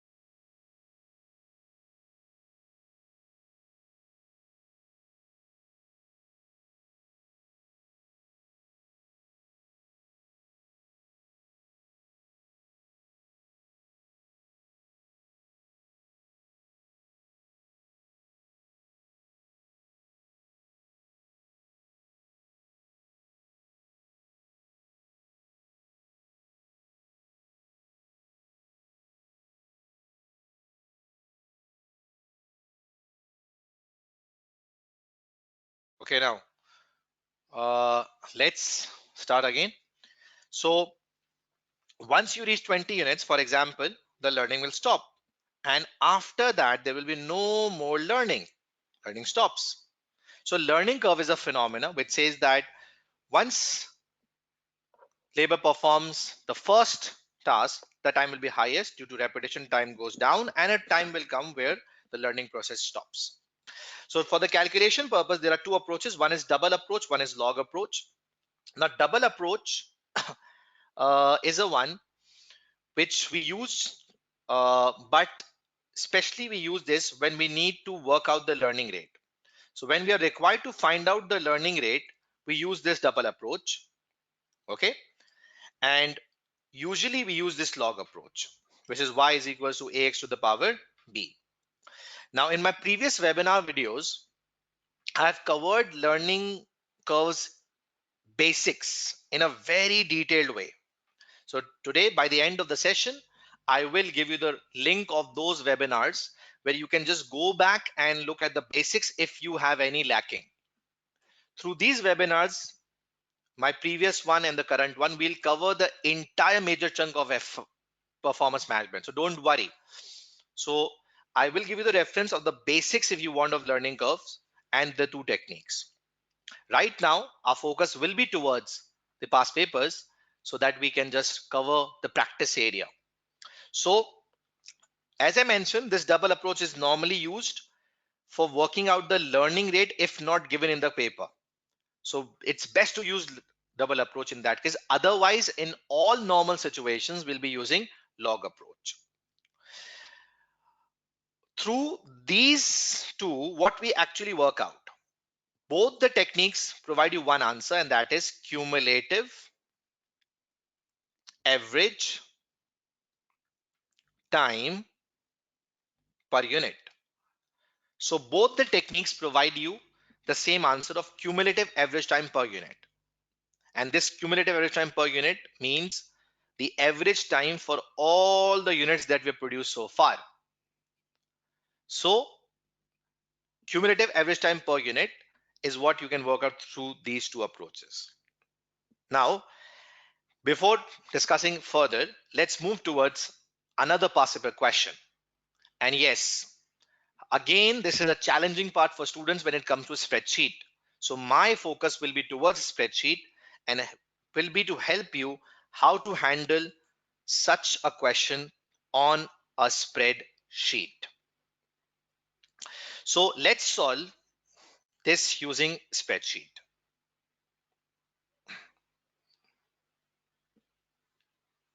Now just give me a minute here.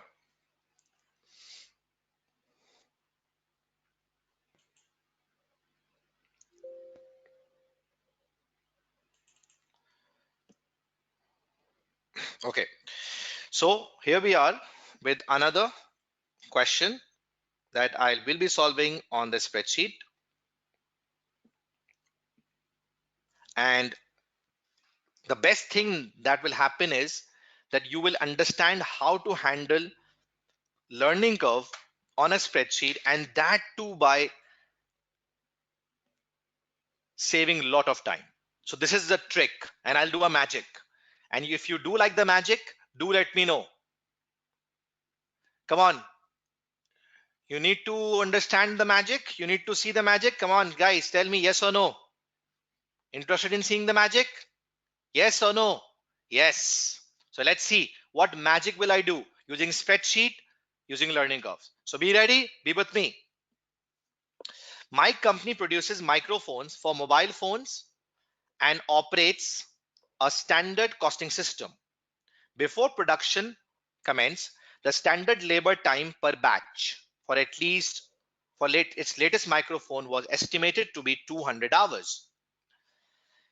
The standard labor cost per hour is 12, and the resource allocation and cost data were therefore initially prepared on this. Production of the microphone started in July, and the number of batches assembled and sold each month was as follows. So as you can see here, we have months mentioned: July, 1 batch; August, 1 batch; September, 2 batches; October, 4 batches; November, 5 batches. Now, the key thing here is these are batches each month. So, the key thing is each month here. Okay. The first batch took 200 hours to make as anticipated, but during the first 4 months of production, a learning effect of 88% was observed, although this finished at the end of October. Now,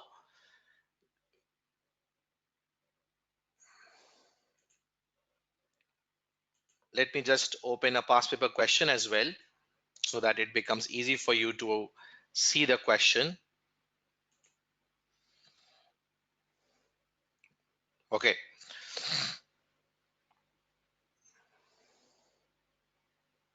Yeah.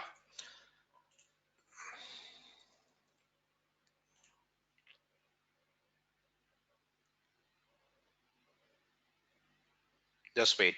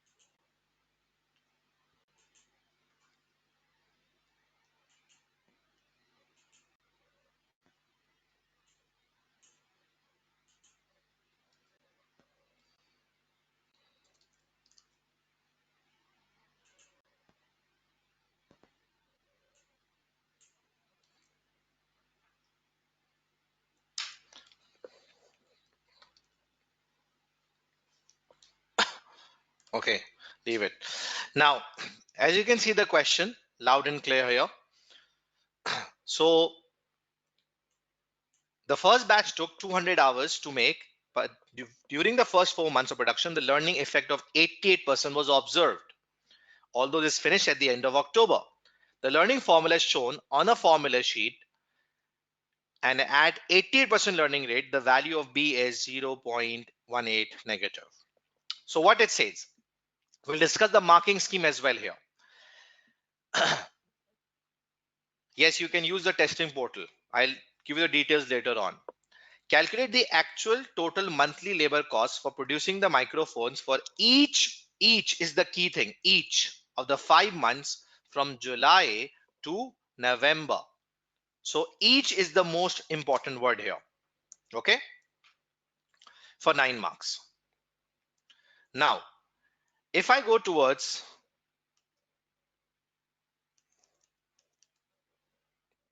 the portal and if I start the solution using the spreadsheet, so I am required to calculate the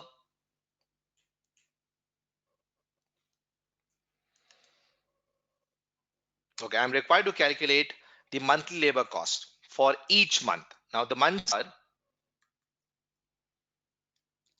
part A,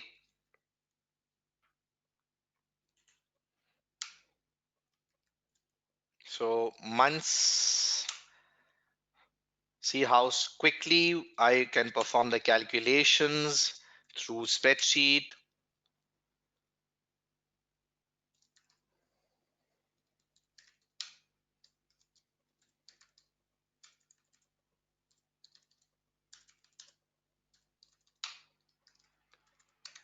Okay, so these are the months here. Now hours, and then we have rate per hour, and then we have cost. See, it's a 9-mark question. 1.5 marks will be awarded for July. Sorry, you can see the rounded off answer here. And 1.5 marks will be awarded for August, 1.5 for September, 1.5 for October, and 3 marks for November. So 3 marks are one that you will be getting in November. And why is that? So we'll discuss. So this makes 9 marks altogether. So this is my working area. And if you need to learn the basics, I will share the link today. You can just go to that basic video of learning curve that I conducted in the previous webinar, and that will help you to understand the basics.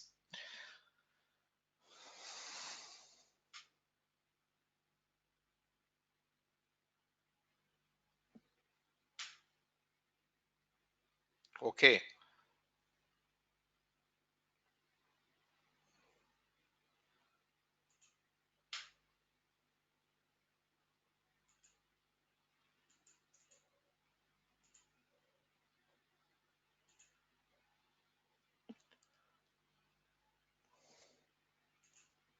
Okay, is it now fine? I hope this is much better.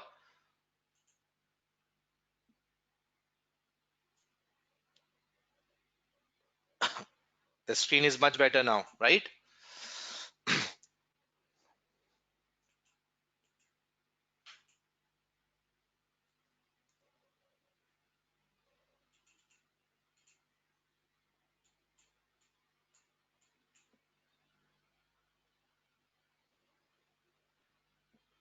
Just wait, I need to fix this.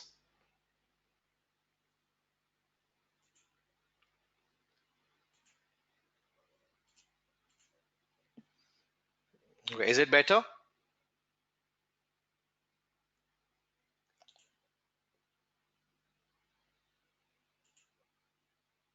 Okay, can you people see the screen? Come on, quickly reply. Is the screen clear?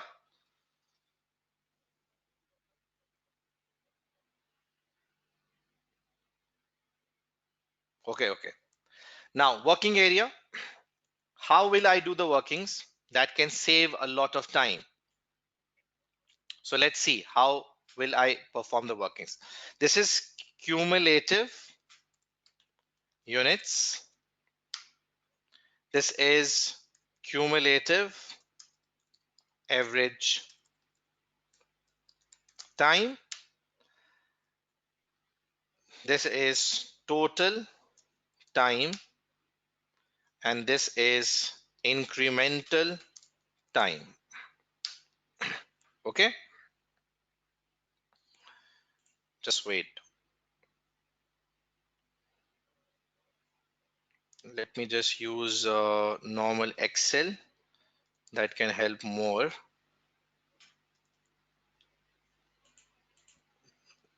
In order to improve the visibility,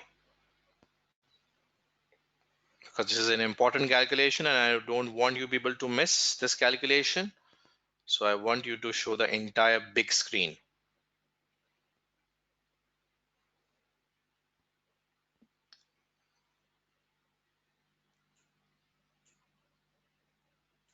Okay, so I think we are good to go now, and let's try to copy all this and let's go towards the Excel.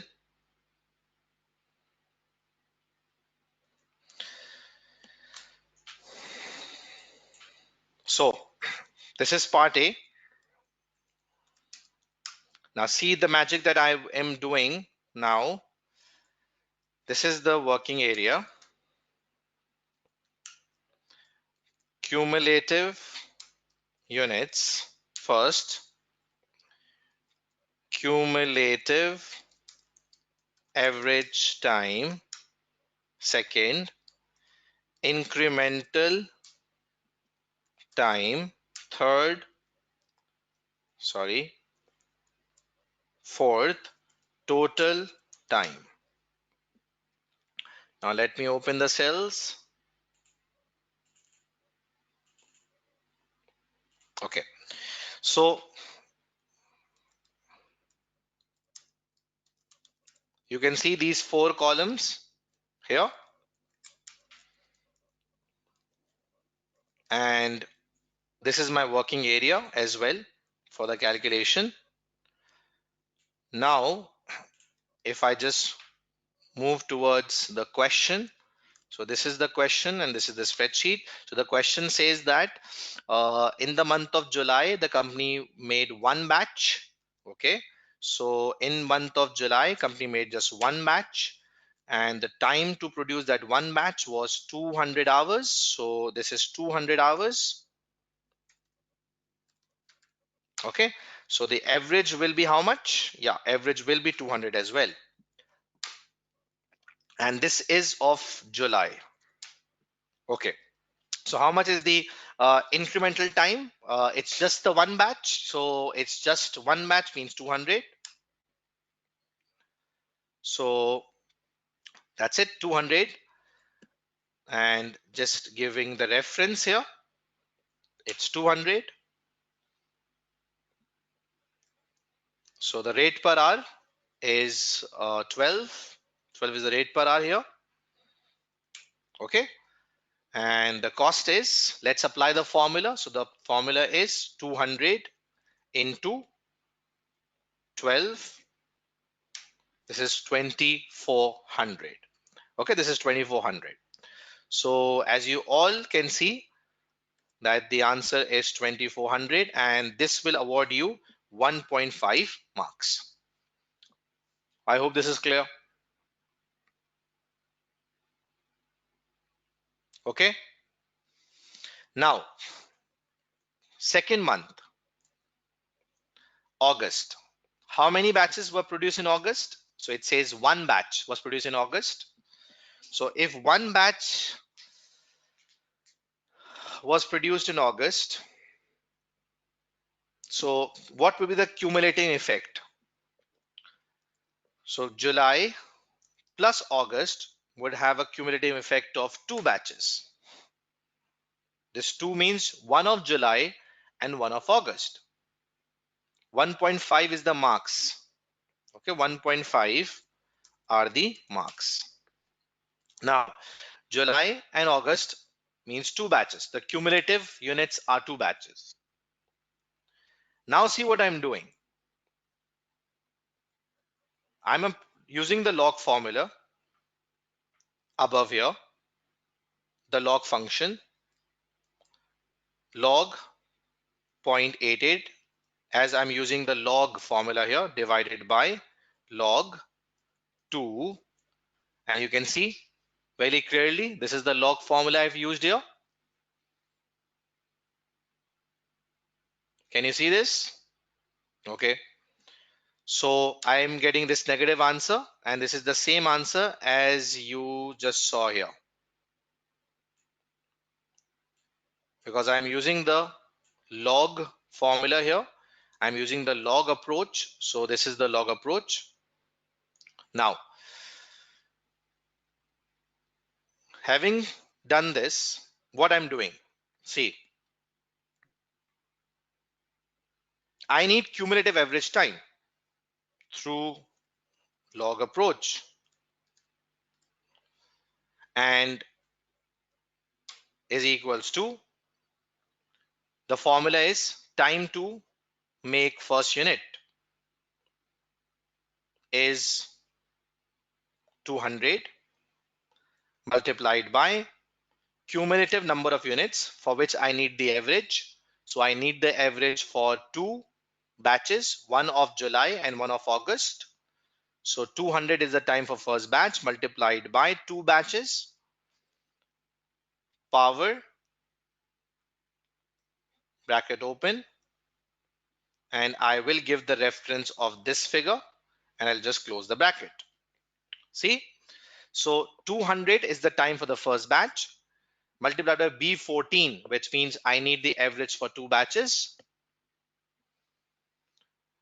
power the log value that was also given to you in the question paper. So you can use that as well. Now, what I'm doing here is I will lock this cell. C10 is what I need to lock. So I'm using shift button and a dollar value. Shift button and a dollar sign before C, and the same shift button and a dollar value before 10. So dollar value has been used before C and before 10, and this will lock this figure every time I copy that to other cell. So this is clear. How to give power? Okay, this is the sign of power. Shift button, and on your keyboard you can see 6 digit 6. So shift with digit 6 will give you the power sign. Okay, and I've locked the cell, and this is the average for 2 batches. Cumulative average time means the total time for 2 batches is 176. Okay, now how can I get the time for total time for 2 batches? This is the average. This is the average. Now I need the time for 2. So I will multiply this 176 with 2. So this will give me 352. So total time is 352 for the 2 batches. Okay, you can see the log value, how I worked out that. So it's very simple. Log function is available, is equals to log bracket open 0.88 divided by log 2. This is how I worked out. You can even watch the video later on to understand this, how I worked out. So this is the total time for 352 batches. Now I need to give answer for the month of August only, August. So what I need to do, this is the total time for 2 batches, which is one of July and one of August. So the total time is 352 batches. As I need time for the August batch only, so what I'll do, I will deduct the total time of July and August batch, and I will deduct from this total time the time of July only. So from the time of 2 batches, I'm deducting the time of the first batch. From 2 batches, I'm deducting time for the first batch, which means the total time July, August 352 minus the July time of 200, and this will give me the batch time for August 1 batch, incremental time. Okay, so let me quickly just go through this. This is the log formula that I've applied here. This is the answer that I did work out. I applied this formula. 200 is the time for first batch, multiplied by 2 batches, and the power value is a one that I referred here. C10, I used the dollar sign before C and before 10 to lock the cell. Now see the magic. What happens? Are you all ready? Come on, tell me. Are you ready? Come on, guys. Are you ready? Is this clear up till now? Tell me. Yes or no, quickly. Is this clear up till now?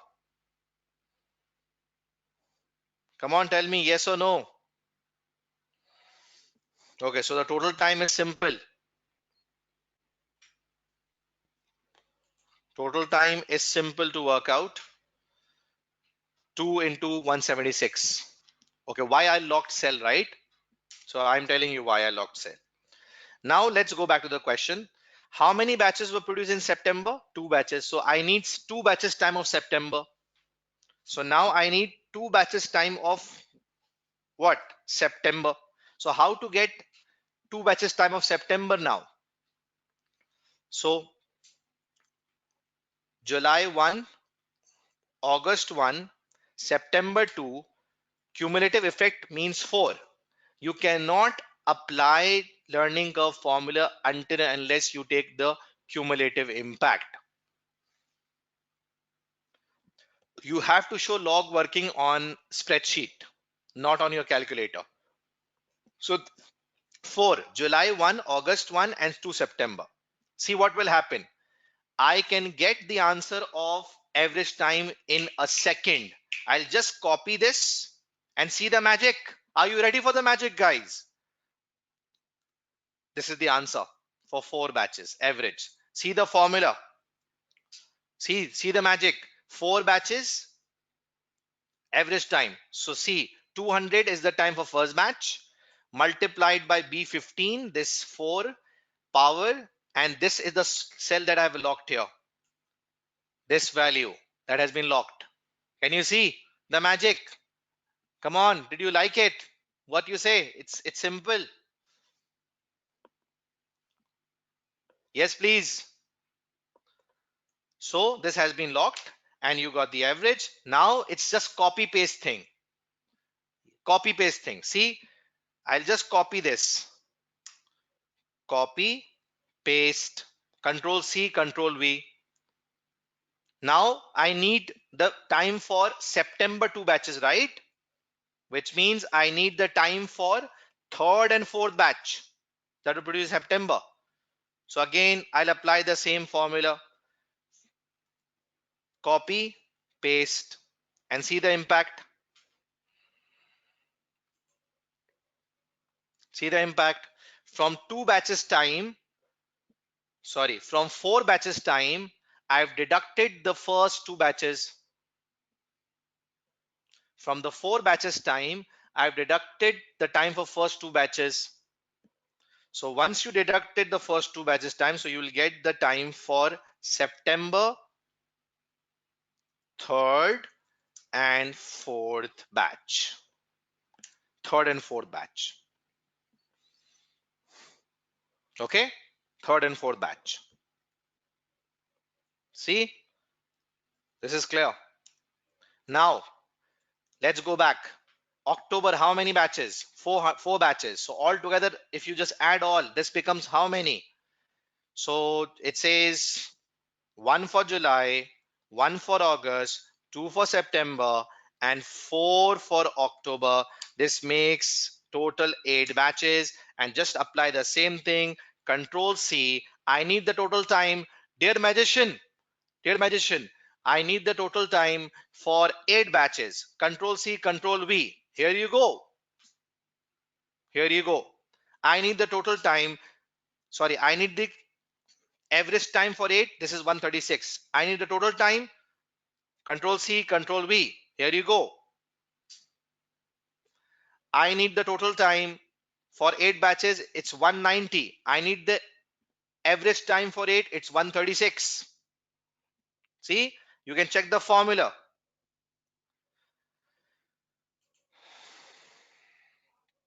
200 into B16 into that locked cell. You can check this formula. Now, here you go. So I'll get the answer of October 5th, 6th, 7th, and 8th batch time. So July, what I've done, total time of 8 batches minus the total time for 4 batches. From this, I've deducted this, and I will get the answer for 8 batches. Sorry, the 4 batches, the last 4 batches.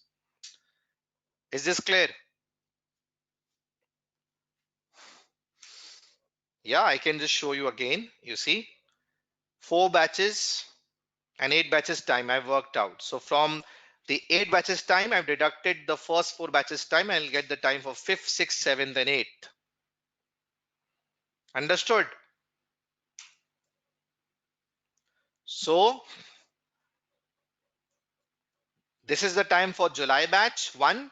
This is the time for August batch 1. This is the time for September 2 batches. This is the time for October 4 batches. This is all incremental time.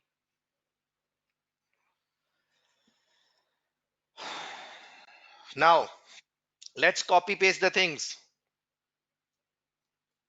Wow. We are getting all these figures again. Okay. The rate is 12. Just copy paste these. So you are getting the answers. 1.5 mark for August, 1.5 for October, 1.5 for September. 6 marks done. Just 3 to get, and you'll get 100% marks. And see, with minimum amount of calculation. Okay, let me show you the calculation again. See. So this is what spreadsheet is beneficial for. In this first today's session, I've tried to highlight the problems like spreadsheet, like theory drafting, and I hope I have successfully done that. What do you think? Was I successful in identifying the theoretical application issues?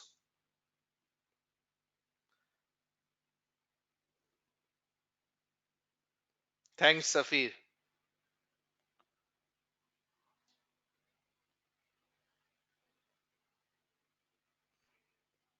Okay, so now very quickly, I'm just telling you what actually I have done here.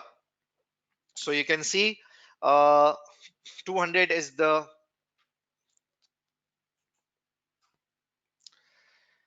first batch time, and this is the formula I did apply by locking the cell. This is the log working that I did here. Again, this is having a problem,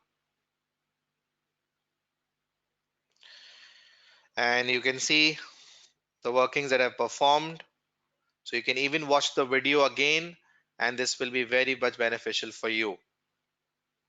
Now, let's move towards the twist. It says that at the end of October, the learning will stop. And now what we need to do? 8 batches will be produced in November. So what we are required to do? So it's very simple assumption that you have to take. Whenever the learning stops, the last unit that has been produced, the last unit where the learning has stopped, the last unit where learning has stopped, we will take the time of that unit and will apply to all other units. We'll take the time of that unit and apply to all the other units.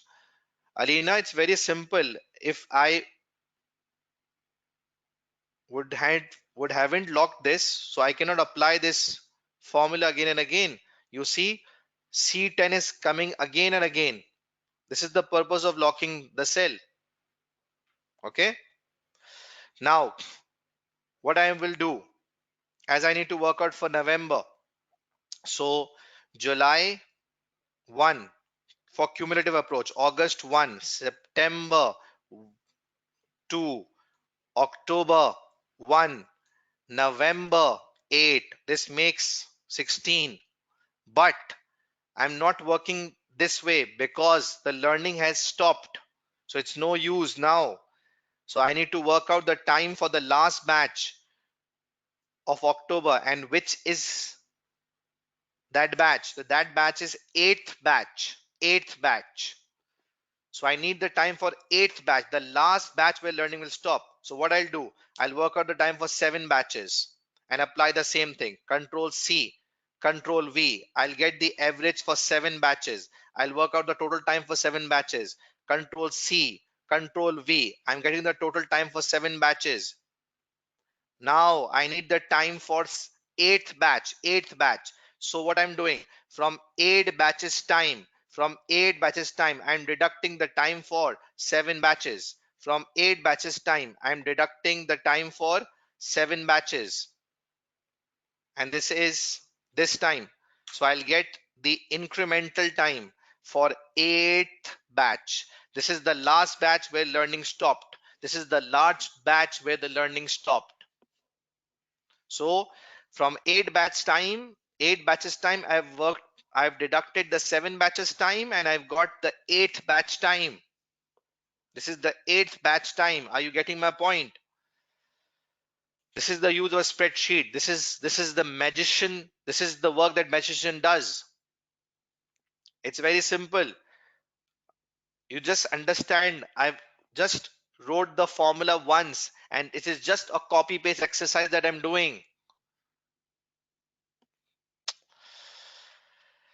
So see, 7 batches average time, 7 batches total time,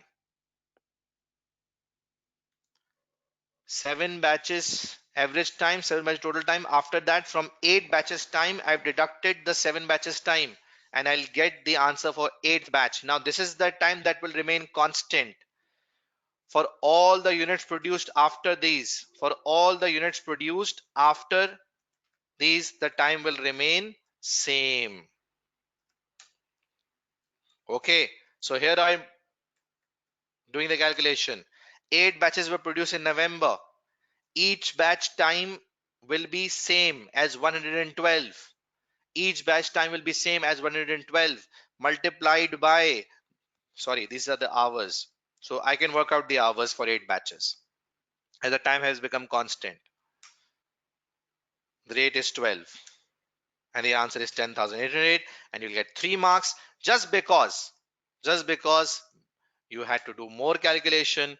You were required to work out the time for 7 batches. From this 7 batches, and from the 8 batches, you need to deduct the time for 8 batch, and this 8 batch time will remain constant. So remember, everyone,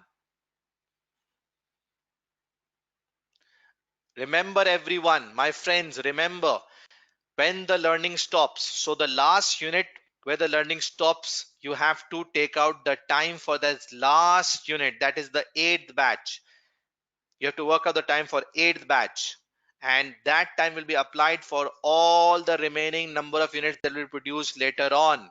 8th batch time. So how to work out the time for 8th batch? So it's very simple. Calculate the total time for 8 batches minus the total time for 7 batches. From 8 batches time minus the 7 batches time, you will get the time for 8th batch.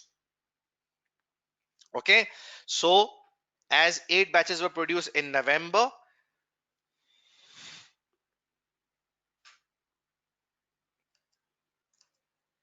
so as 8 batches were produced in November, 8 batches were produced in November. So I've multiplied 8 with 112, and this is the answer. Shah Fahad, I think you are lacking basics here. That's why you cannot figure out. Just because we produce 8 batches in November, that's why multiplied with 8. I need time for 8 batches. Okay. So I hope the hours of November are clear, because learning has stopped at the end of October. So whatever units you will produce after October will have a time of 112 per batch. Okay. Is this clear, everyone? So this is the assumption we should know. When the learning stops, so the last batch time or the last unit time will be same for all the remaining ones. Come on, give me replies. Is this clear? Have you understood this magic? So I did perform just one calculation. One time I just applied the formula, and then rest it was all copy paste. Let me just show you the magic. See everyone. See what I'm doing. Be with me. See what I'm doing. I'm just removing the entire numbers. Okay. Just removing the entire numbers. I just want to show what magic will do. See, are you ready for the magic? Do like this and do let me know if you like this. If you like this, do let me know. Control C. See what I'm doing. Copy paste these 3 cells. See the magic. Getting the answers automatically.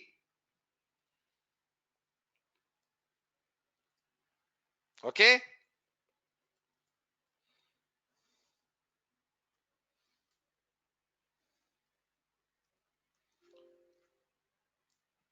Control C. Getting the answers automatically. See, getting the answers. Here just I need to change the formula, just because from the lower figure I'm deducting the higher figure. So here I just need to change the formula so that I get the positive answer. So this is the benefit of a spreadsheet. This is what I want people to learn. Okay. So I hope this magic is clear to all of you.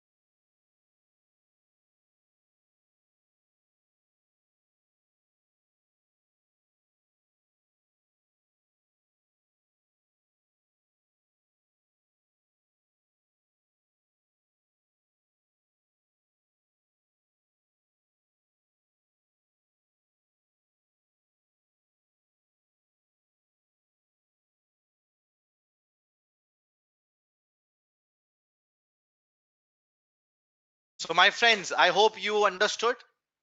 Yeah, I will share the WhatsApp. I will share. Even don't worry about the spreadsheet answers. I will provide you the video link. Don't issue. There's no issue. So I hope this magic is clear. And this is how we sorted out on a spreadsheet. And you can just watch this. I'll provide you details of this platform, the platform that you see here. I will provide details of this platform. This is available, and you can get the access to this for further practice. Now, we are done with this question. Let's go back to another question area. And I think now let's quickly just recap another thing, that is spreadsheet. So spreadsheets are very important for our examination theoretical areas. Spreadsheet is what I was using right now. Spreadsheet is basically something that we use for data manipulation, for analyzing. Spreadsheet is used by rows and columns. So what advantages spreadsheet provides? It simplifies and saves our time. Using spreadsheet we can prepare different budget options, which is very much true. Using spreadsheet we can definitely make use different budget options. We can perform sensitivity analysis as well. That is, sensitivity analysis is a technique through which we identify a most critical variable, and I will discussed this through one of the questions. Spreadsheet drawbacks: error can be done in the formula. Hopefully I didn't uh, hopefully I didn't did any wrong. Sorry, hopefully I did not made any mistake here in the previous solution. Yeah, we do depend a lot on spreadsheets. Yeah, there's definitely an over dependent risk. We rely too much on spreadsheets. Spreadsheet does not take account for qualitative factors. Spreadsheet does not know what qualitative factors are. Yes, security issues, data can be hacked or something using spreadsheet, and the model uh, in a spreadsheet can easily be corrupted, because if you just input one wrong digit, so the entire model goes wrong. Sensitivity analysis is a technique that is used to identify the most critical variable. Through one of the questions, I'll try to cover this as well. Okay, don't worry about beyond budgeting. I'll tell you the way out how to cover beyond budgeting. Don't worry. As I did mention that I will provide the entire support. So there are a lot of things that I will provide you later on other than this webinar that will help you a lot. So be with me through the WhatsApp group. You have to be in the WhatsApp group. The link will be given to you right now, and you can just message me on this WhatsApp number, also available in the footer, and plus we will also give you the WhatsApp link.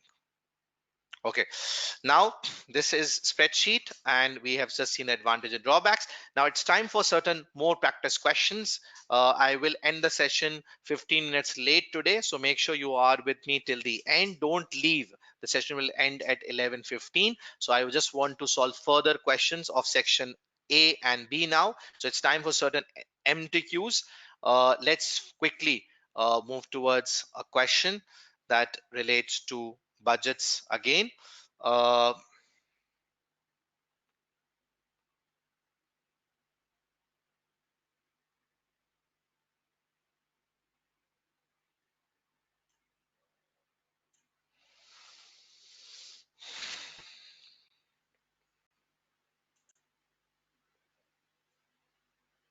Now, let's solve a quick MTQ question and then I'll move towards section A questions.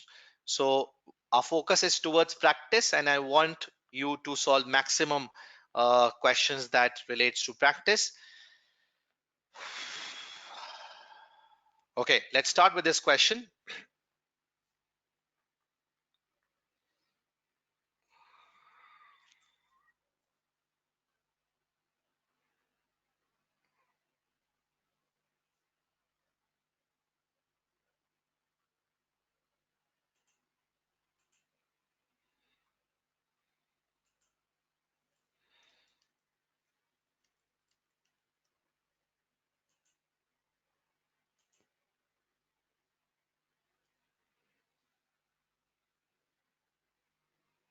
Just wait, please.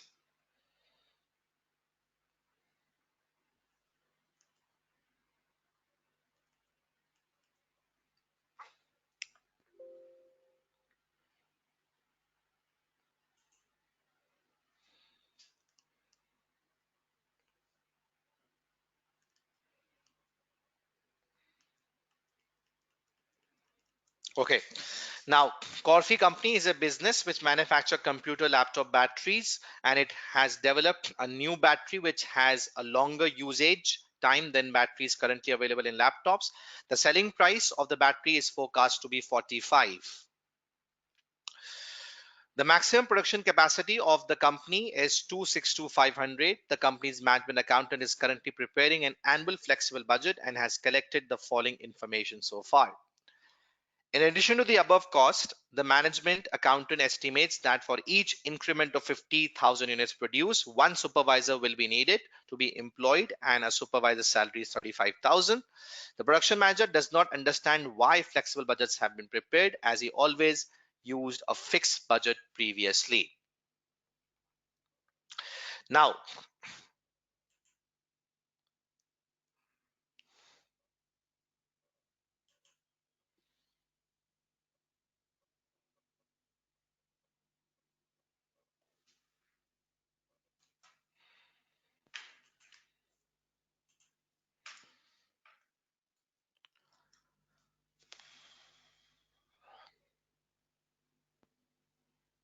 So question 21 says, assuming the budgeted figures are correct, what would be the flexed total production cost be if production is 80% of the maximum capacity? Now, how are we required to solve this particular answer? So what we need to do for this answer? So let's try to solve.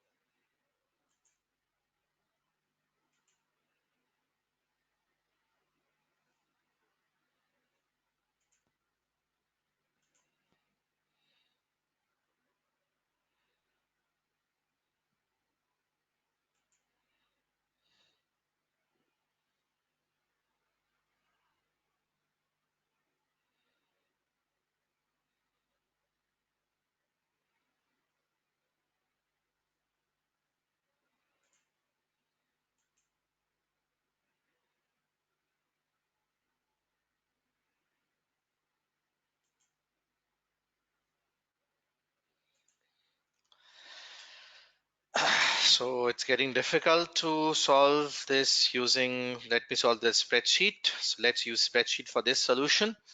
Now, we are required to work out the cost for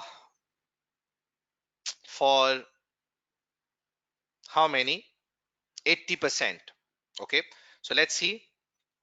Total units are 262,500. And if I work out the 80%, so that makes 262 into zero point 0.8, that is 210,000.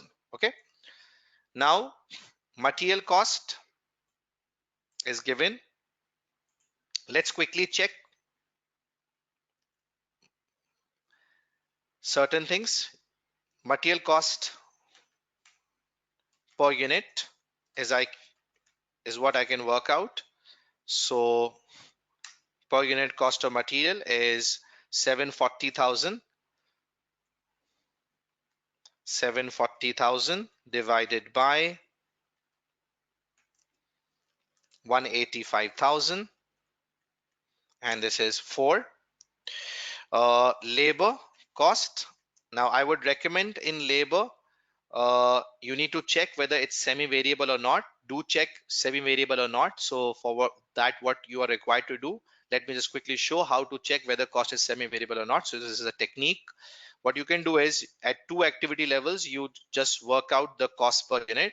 So it's 1017,500 divided by 185,000. So this is 5.5, and just check this at another activity level.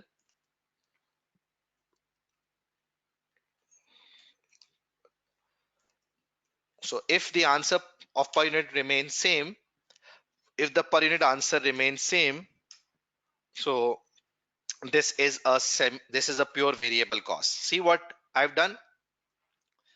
Total cost divided by number of units at one activity level, total cost divided by number of units at another activity level. If the per unit answer remains same, then it is not a semi-variable cost. So this is how we check quickly. This divided by this divided by this. Okay, if per unit is same, it's not semi-variable. So it's 5.5. Now, what about fixed cost? Fixed cost will remain same at 750, but before that, let's add these two. So this would become 9.5. So variable cost is what I can work out. 9.5 multiplied by 210,000 units. See, 210,000. So this is variable. Then we have a fixed cost that remains at 750,000. And then we have one more cost of supervisor. So supervisor, what I need to do, it's simple. It says that for every 50,000 units, we need one supervisor and the salary is 35. So you tell me, if the units are 2 lakh 10,000, how many supervisors we need? Come on, tell me, how many supervisors do we need? Everyone, just reply. How many supervisors do we need? Four, five, four or five. Come on, tell me. Four or five. Everyone, be fast. Don't get lazy. Four or five. How many supervisors we need? Four or five.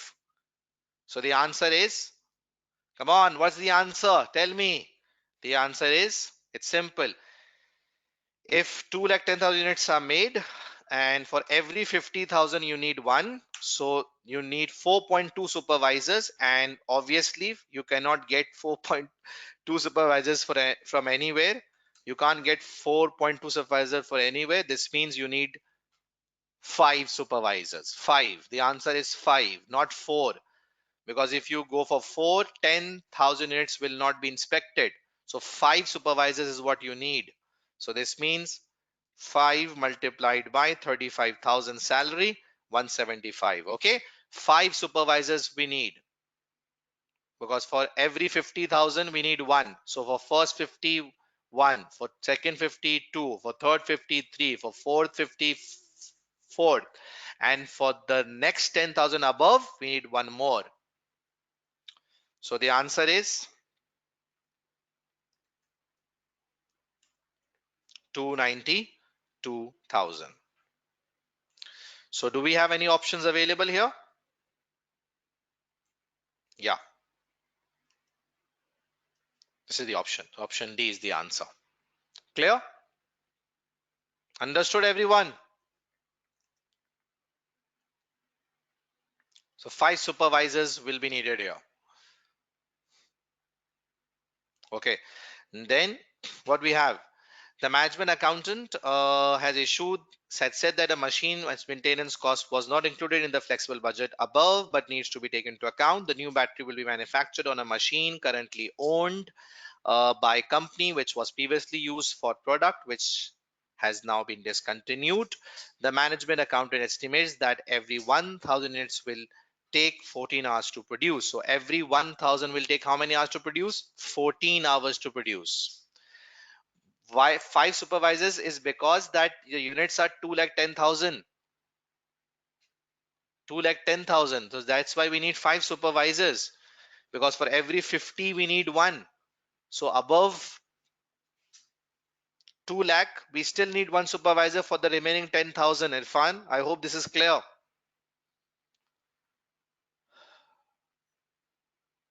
Okay.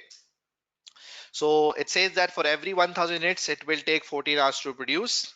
The annual machine hours and maintenance cost for the machine for the last 4 years have been given below. So yeah, now this is what? This is the maintenance cost, and this is a semi-variable cost. You can even check this. You divide 850 with 5,000. You divide 850 with 5,000. See how much per unit are you getting? How much per unit answer will we get?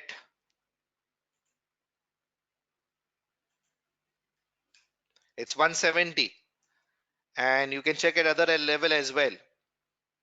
Let's use 735 divided by 4,400.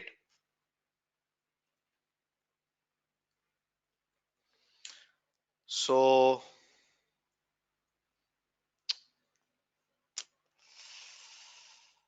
the answer that you are getting here is 167. So the per unit is changing, right? And when the per unit changes,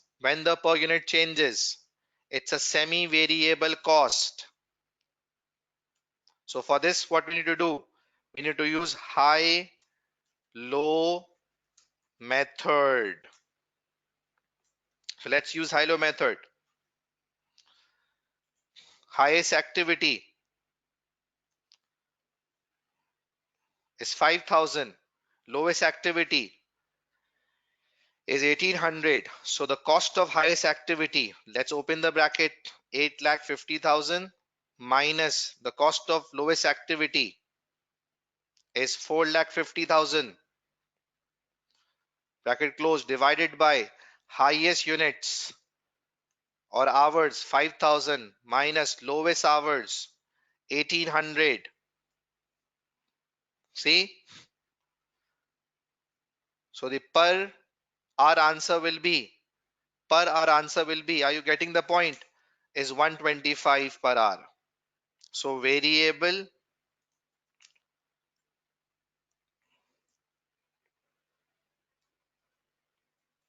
so variable per hour is 125. Okay, are you getting the point?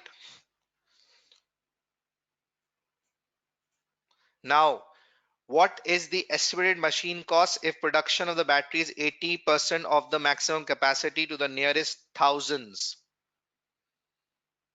How will we be able to work out this? Any quick suggestions?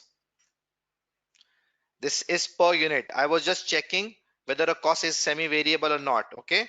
So this was just per unit working that I performed just to see whether the cost is semi-variable or not. So per unit is changing.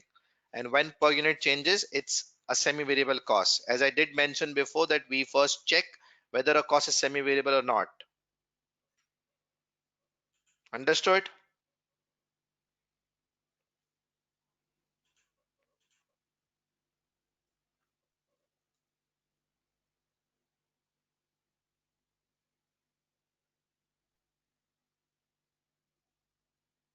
Okay.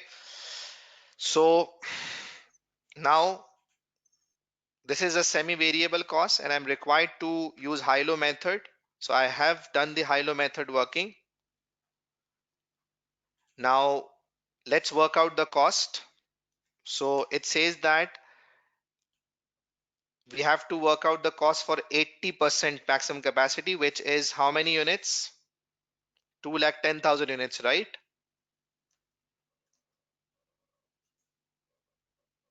So let's work out the cost for 2,10,000 units.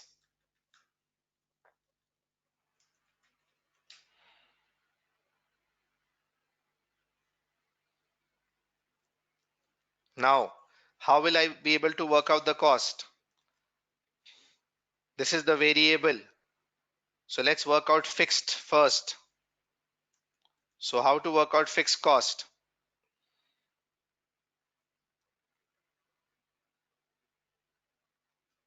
Come on, how to work out fixed cost? It's simple. Let's choose any activity. Let's take highest here. So the total cost at highest is how much? It's 850,000. Okay. From this, let's deduct the variable. How much is variable? The hours are 5,000 multiplied by 125 multiplied by 125. Okay. So the difference is what? Fixed cost. Okay. The difference is a fixed cost. Understood? Difference is a fixed cost. Now, units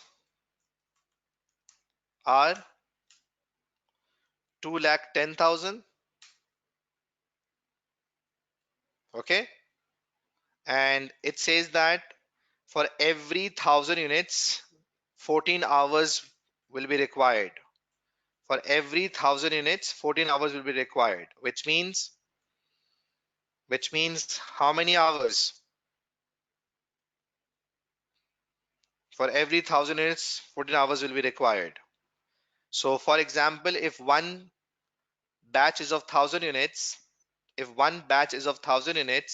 and you need to produce 2,10,000 units, so divide by 1,000 means 210 times, right? 210. So for every 1000 units, you need 14 hours, which means if you need to produce 210,000 units and one batch requires 1000, so divide this with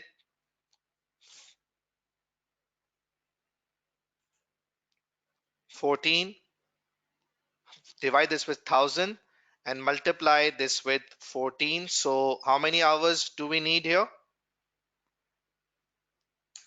2940 hours. 2940 hours. 2940 hours. Is this clear?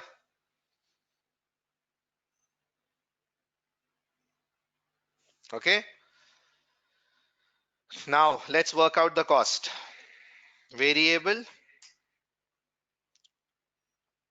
2940 hours multiplied by cost per hour is how much? 125. Fixed is 225,000. You plus these two, you get the total cost of 292,500. 292,500. Agreed? 292,500. So if nearest thousands, make sure nearest thousand is clear. So as the answer is 292,500, so the nearest answer is 593. 593 will be the answer. 593. Okay. So this is a question that you have to solve using high-low method. Was not difficult. 14 hours, it's simple. It says that for every 1000 units, 14 hours will be required. So as we are required to work out for 80%, which means the units have been worked out, 260 to 500, 80% is 210,000. So for every 1000 units, you need 14 hours, which means I did the working here. If I divide this with 1000, which means 210 is the figure, and I'll multiply this with 14. So for every 1000 units, we need 14. So this is 2940. Clear? Now, the next theoretical questions quickly. In the first month of production of the new battery, actual sales are 18,000 units and sales revenue achieved was 702. The budgeted sales units was 17,300. Based on this information, which of the following statement is true? Which of the following statement is true? So the options are: when the budget is flexed, the sales variance will include both sales volume and sales price. When the budget is flexed, the sales price will only include sales volume. When the budget is flexed, the sales price will only include the sales price variance. When the budget is flexed, the sales price will include sales mix and quantity. Now, what is the answer? So the answer is C. When the budget is flexed. Now, what flexed means? Flexed means the units are actual. Flexed means the units are actual. Come on, give me your answers. Flexed means the units are what, guys? The units are actual. And when units are actual, so you just need sales price variance to adjust, because there will be no need to adjust sales volume variance, because sales volume variance is a variance that is a difference between budgeted units and actual units. And when your units are already actual, because in a flex budget the units are already actual, so you just need sales price variance. Okay, so you just need sales price variance because flexed means units are actual. Got it, everyone? Which of the following statement relating to preparation of flexible budget for the new battery are true? For flexible budget, the budget could be time consuming to produce, as splitting out semi-variable costs may not be straightforward. This is a true statement. Yes, I did mention in the drawbacks as well. I did mention the drawbacks as well, that semi-variable might not be straightforward for flexible budget. Second, the range of output over which assumptions about how costs will behave could be difficult to determine. Now, this second statement is also correct because sometimes it gets difficult to figure out. Sometimes it gets difficult to figure out that how the cost will behave when the activity changes. As you can see in this question, there are 4 activities. So the cost will behave differently for these 4 activities, and it will be difficult to figure out how the cost will behave for different activities. So this is also correct for incremental budget. Third, the flexible budget will give managers more opportunity to include budgetary slack than a fixed budget. This is wrong. In flexible budget, there is less opportunity for slack, not more opportunity. Fixed budget is the one that is subject to more budgetary slack, as we saw in static company question. So this is wrong. Fourth, the budget will encourage all activities and their value to the organization to be reviewed and assessed. This statement relates to zero-based budget. So the correct option is A. Statement 1 and 2 are right. Okay. Okay. Question 23. Answer was C. Flexed means that units will be of actual. Flexed means units are actual. When units are actual, this means the only variance that is applicable is sales price variance, because volume variance has already been adjusted. The purpose of sales volume variance is what? To convert budget into actual. When the units already are actual in a flex budget, there is no need to use volume variance because units are already actual. Statement 24, margin relates to zero-based budget. This statement relates to zero-based budget. Nothing to do with flexible, okay? Okay. Question 25. Which of the following relating to spreadsheets are true? The user can change input variables and a new version of budget can quickly be produced. This is true for spreadsheet. Number 2, error in a formula can easily be traced and data can be difficult to corrupt in a spreadsheet. This is wrong. This is wrong because it's easy to corrupt a spreadsheet and there are many chances that error will not be figured out. This is wrong. A spreadsheet can take account of qualitative factors. This is wrong. Spreadsheet does not take qualitative factor, as I mentioned in the drawbacks. Manager can carry out sensitivity analysis more easily on a budget model which is held in a spreadsheet. It's true, as we have seen in our drawback sheet, that yes, you can perform sensitivity analysis using spreadsheet. So this is true for spreadsheet. Okay. So I hope this is clear to all of you.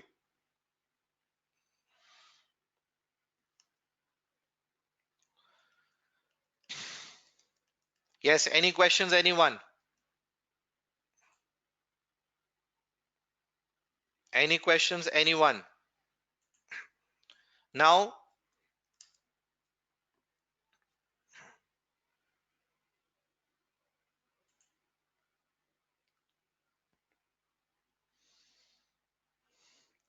let's quickly.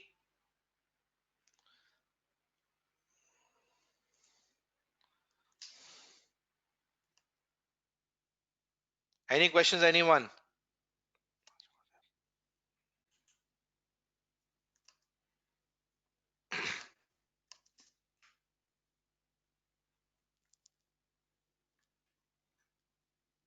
Okay, so we are done with this area and I hope this is clear to all of you.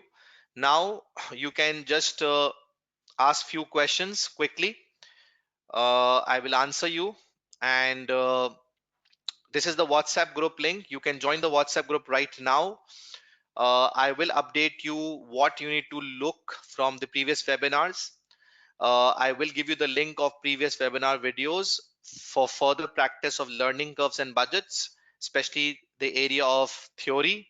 So you just use this WhatsApp group. Make sure you are part of this. The link is available here, and you can use this link and you can further practice using this link. Uh, further further things definitely I will let you know. So you can just join this WhatsApp group ASAP. This is the link available here. If you can't join, so you can see my WhatsApp number below. You just WhatsApp me. I'll share you the link. So you can just send me a message on the WhatsApp group for further support. And yes, I will be giving you a very good plan, and I want you to follow my plan. That will definitely help you a lot.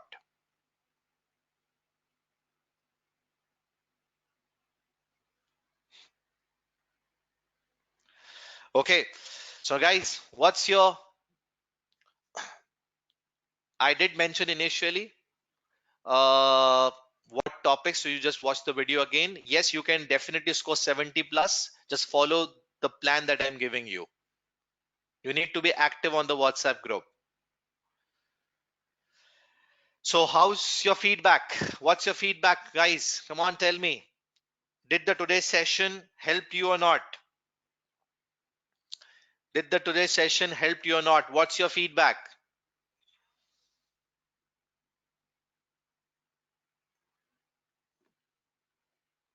How you rate the today's session when it comes to theory, it comes to techniques, it comes to spreadsheet? What's your feedback? Did it help you to understand the theoretical parts, the application part, the spreadsheet part, the formula building part, the theory part? Will this raise your confidence? Did you learn the techniques? Come on, everyone, please. I need your feedbacks. Please, need your feedbacks.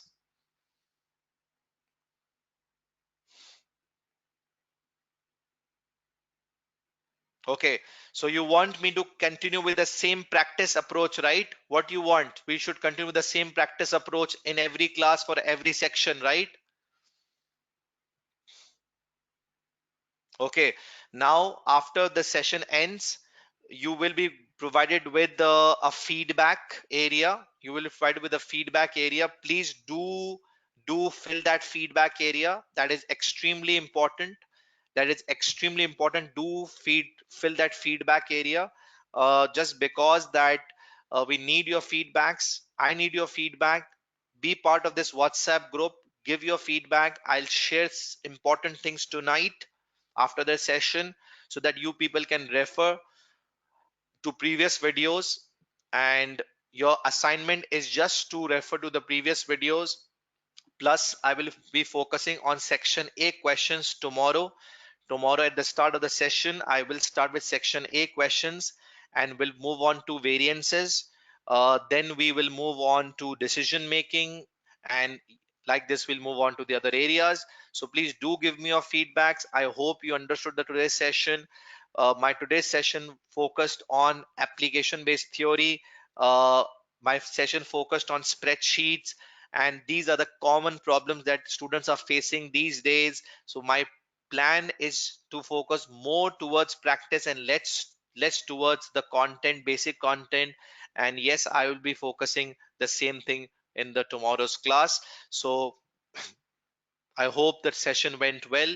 Do give your feedback after the session ends. Make sure you give the feedback after the session ends. You will be provided within feedback form. Do give the feedback so that we get to know what things you think about the today's session.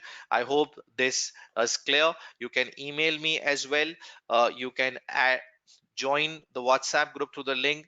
You can see the number below. If you can't join yourself, just send me the message. I'll help you out. Thank you very much for the today's session. I hope you understood the session, and see you tomorrow. Don't miss the sessions, because these 5 days will ensure you a pass. In these 5 days, we'll just revise everything. You follow my entire plan, you follow my guidance, and you will be really much uh, You will really find things easy for the examination. I hope you like the session. Please, admin, share the WhatsApp group link as well. You can see in front of the slide. See you soon. Take care. Bye.